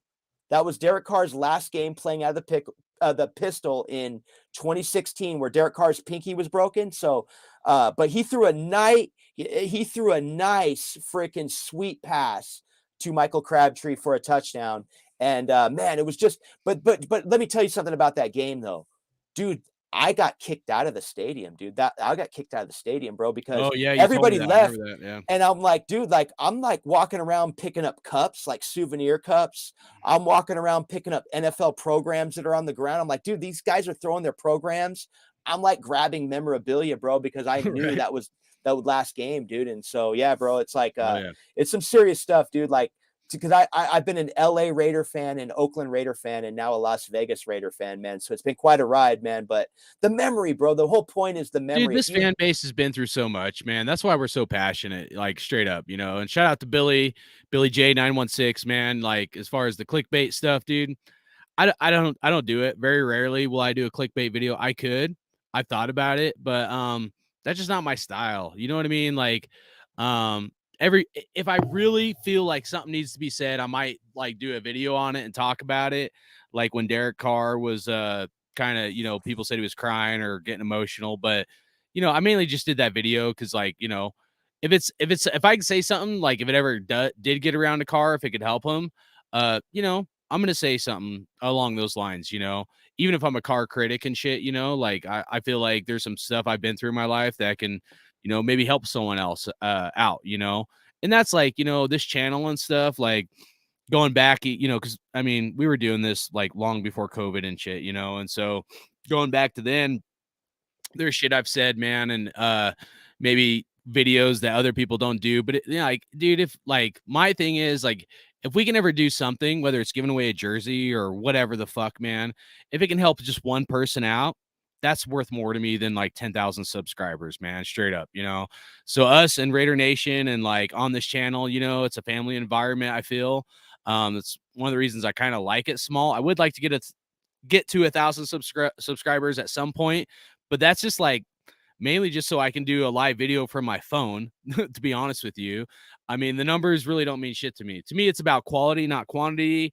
I mean, we're going for over 3 hours right now. Yeah, we are. We're going a little bit, but like, that's what it's all about, man. Like, even the people still tuning in, dude. Like, I know it's a long show, and normally we try not to do a show this long, but this is our love and passion for the Raiders, right?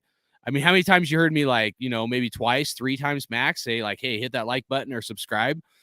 Other people can beg for subscribers, and you can go and do the research and see what they make from doing YouTube videos.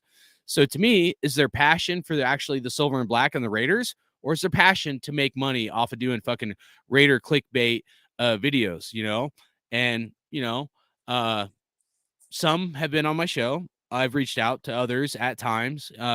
Some I won't reach out to because I feel I know their true colors. But at the end of it, I mean, I'll just say this. I'll always do everything I can on this program to try to bring unity to Raider Nation, no matter if that's someone big or small or whatever it might be. And we'll do our best to have a good show. I always feel you put the team first.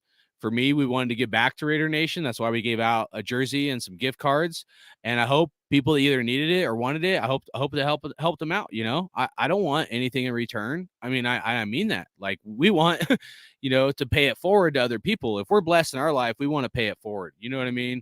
And so to me, that's kind of the environment we've tried to build here from day one. You can ask Raider Dave, is about unity, bringing unity to Raider Nation, because this show was started literally when we were leaving Oakland, and there was a lot of hate, there was a lot of turmoil, and then we moved to Vegas, and a bunch of other people hopped on the train to try to make money off the move and all this, and they're doing the clickbait shit. And you know what? That's fine. Let them be them. Let the people that were copying us and doing the Zoom shit be them, okay?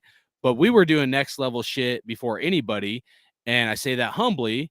But at first, I'll be honest with you guys. You want me to tell you the truth? At first, I was pissed because I knew people were copying us. But then I thought about it, and I'm actually honored. I'm honored that we created a foundation for Raider Nation, that they are privileged enough to copy our format and what we did before anybody thought about fucking doing Zoom. Okay, because that was us as a fucking team, as one nation, Raider Nation, and that was our vision that was inspired by hate, not by money, not by a move. That vision and that motivation was inspired by pure hate in the Raider Nation, whether it was the media, whether it was other teams, whether it was other fan bases. It didn't matter. Nobody was talking Raiders. Nobody wanted to fucking put forth the effort. And we got together, me, Raider Critique, Raider Dave, and then Raider Ben started there. And, we started our own channel, and then Watts Raider, shout out to Watts. But like, that's how this shit really fucking started. And now a lot of people are copying us, and some people cashed out because they grew a brand and they're making money off it, getting gigs together and shit like that. But that was never our goal or motivation. Don't get me wrong, we could have blown up, brother. We could have blown the shit out of this up. But see, we're always going to be real, and we're not going to be fake. I'm telling you right now, we're not going to do clickbait shit, because that's not us, dude. We're going to be us, and they can be them. And everybody's true colors comes out in the end. I'll just say that. Yeah. And then remember, like, back in the day, well, not back in the day, but like a while back, you had Colin Cowherd, dude. Like, that was like he had all the morning shows, dude, and he would just nonstop crap on the Raider organization, how bad the organization is, you name it. So yeah, man, that's what frustrated me, you know what I mean, back in the day, you know, well, not even, I shouldn't say back in the day, time flies for me, but like, I mean, it's hard to even say 2002 is back in the day, but I guess it is. But like, you know, going back, it's just like, you know, you tune on to the radio, like Jim Rome. I remember in 2003, Jim Rome, after Bill Romanowski got, what was it, Marquise Williams or Randall Williams. I'm sorry, when he when he socked up Randall Williams in training camp, and Jim Rome, dude, slammed the Raiders. Basically said the Raiders will be bad for the next 20 years.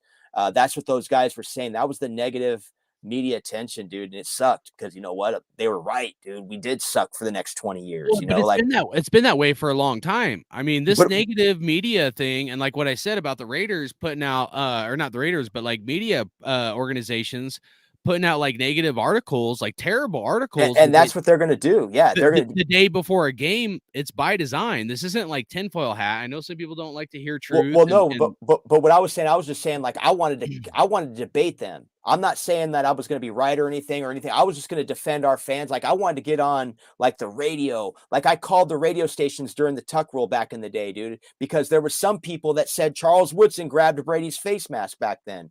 There were some people like, oh, when Charles Woodson swatted the ball out, he actually bumped into Brady's face mask. So I argued that shit, you know, the stupid shit that I wanted to argue. Like, you want to call us a trash organization, but I'm saying, hey, there's some pieces in place. There's some winners here. The Raiders are building, like the 2011 team was pretty good, dude. We could have won the West. You know, there was some positives at time where I thought the media was just too much on the Raiders, but we were losing. We were like dwindling at those, you know, we were reeling, dude. We were reeling after the Super Bowl. And, so that's where I was trying to keep that positive, you know what I mean, and all that as far as like talking, because I want a good football debate, you know, on top of that, you know, but yeah, man, like you're saying, but I know we do got to wrap it up, dude, because we're getting long on there. Yeah. But hey, dude, one thing I want to say. Go ahead. Oh no, go ahead. Oh, someone said something about like who was it? He was saying something about the ticket prices coming down.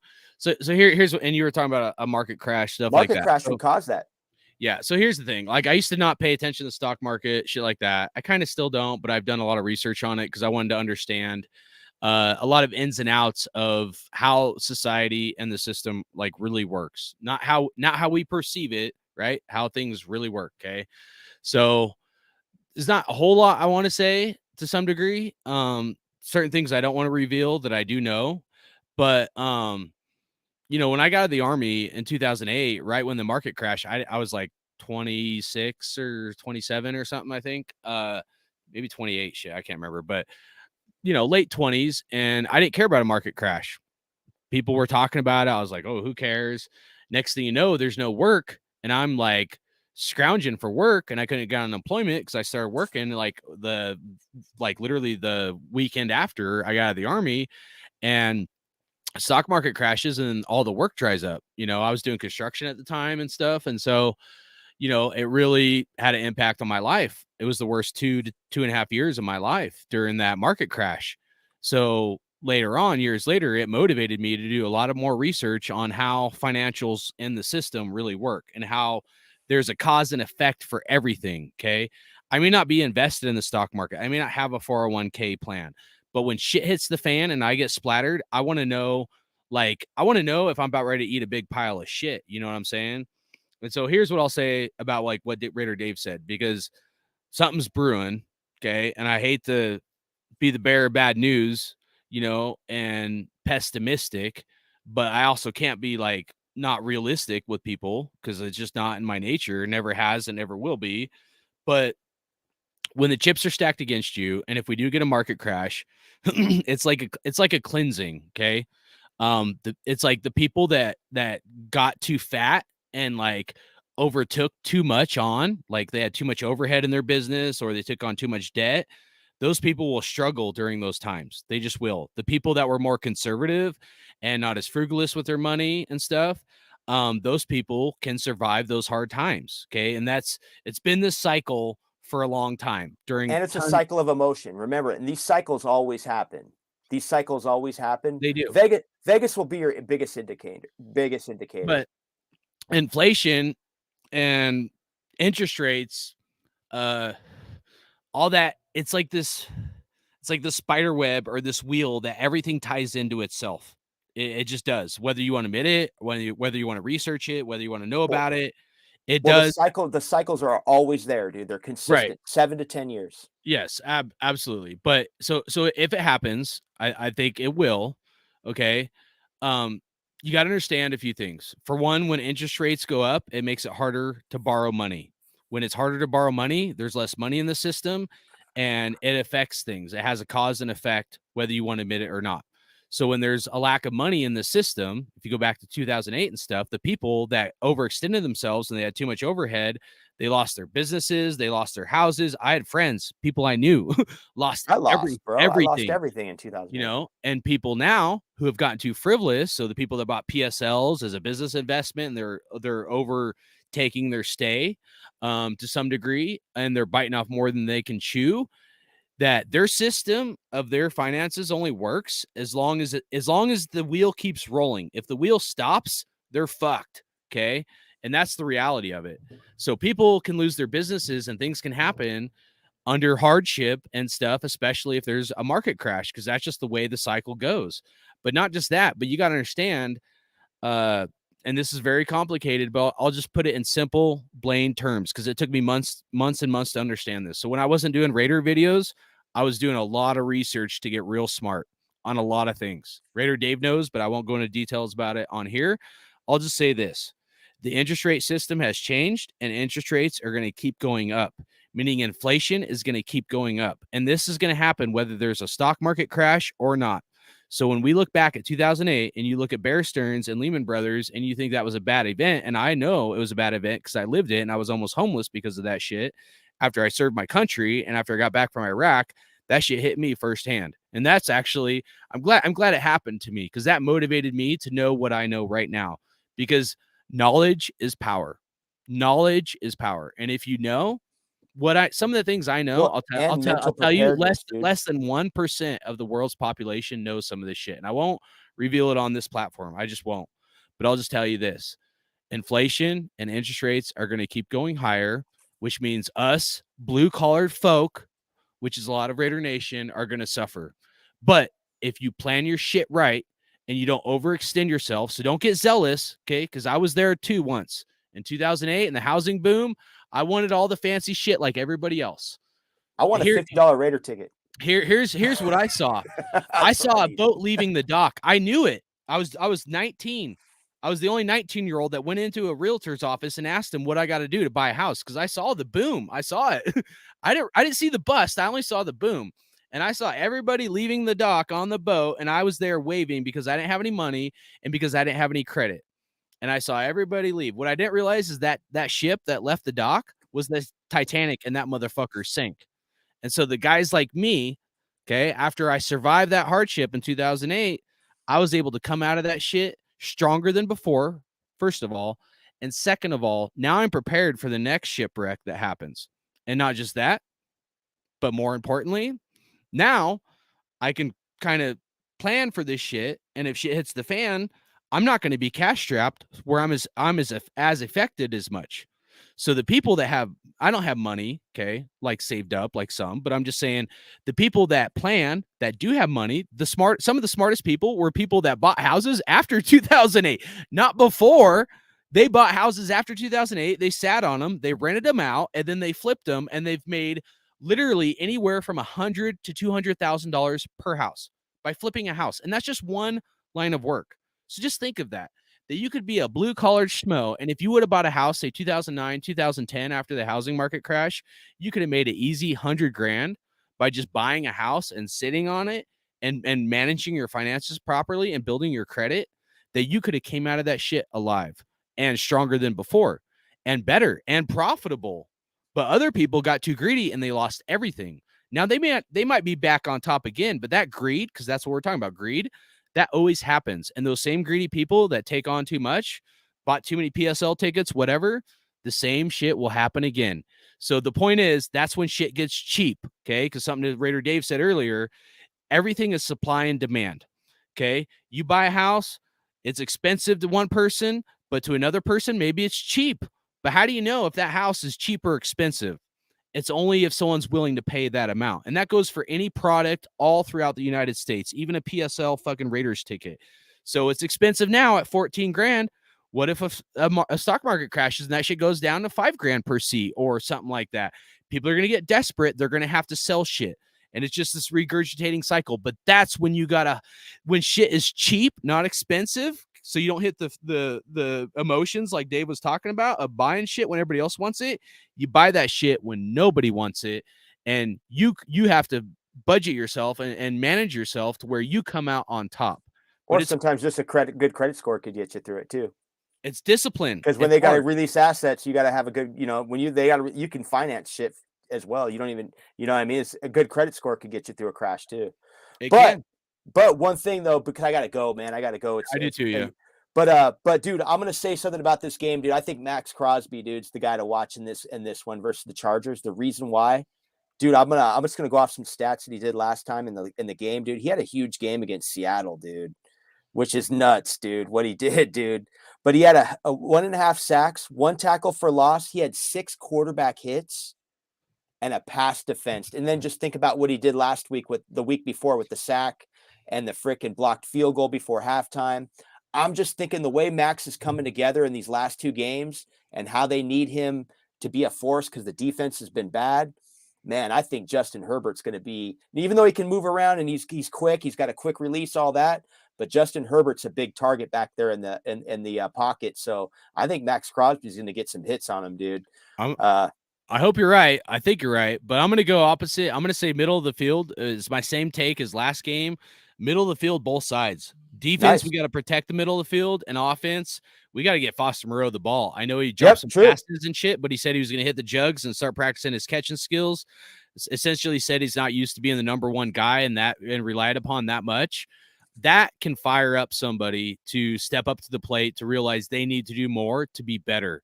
And that can be a huge motivation for somebody to improve. And I think they're going to come at Derek Carr. I think they're going to rush us. Oh yeah. I think we got to dump that ball off and we got to aim for the middle of the field, because if they're bringing the house, that middle of the field is going to be open. So whether it's Josh Jacob, if they're bringing the middle of the field, Josh Jacobs might need to be blocking if we're in a pass protection situation. But Foster Moreau could do like a block and then roll out, and he could be wide open, dude. So it's possible that Foster Moreau has a big game, and the middle of our defense has been terrible. So we got to protect that, man. That tight end for the Chargers, he may not be well known. His last name's Everett, but if we don't protect that middle of the field, we're going to get destroyed. Gerald Everett got us last time, I think, in the last game. So yeah, they're going to have to contain him. But yeah, no, man, it's been a blast being on here, man. Thank you for having me on again, dude. And, shout out to Raider Nation, man. And like I said, when I get my channel fired up January 1st, we'll have this probably streaming on a few channels, dude, and keep this rolling through the off season, dude, and all that. And, but we got 6 games to pick up here on the way out, man. And so I'm looking forward to it, man. Thank you again for having me on, and everybody, happy December, man. Here we are in December football time, dude. It's time for more Smash Mouth football. Let's get it, Jacobs. Oh, yeah. Let's go. Raider Nation for life. Let's go, Raiders. Let's go. Let's go, baby. All right. Thank you, Raider Dave. Appreciate it. Much love, dude. Much love, chat. Much love, panel. Hey, Raiders, baby. Let's get it. I'll see you guys again. All right. Later, bro. Later. Peace. Everybody's working for the weekend. All right. Pick is in for the Raiders. Hopefully it's Josh Jacobs. Let's go. I got kicked in the nuts the first pick. Let's see who it is. Let's go. The Oakland Raiders select Josh Jacobs. Yes! Yeah! Fucking touchdown! Raiders! Let's go! One nation, Raider Nation. That makes up for Clelin Ferrell. Let's go!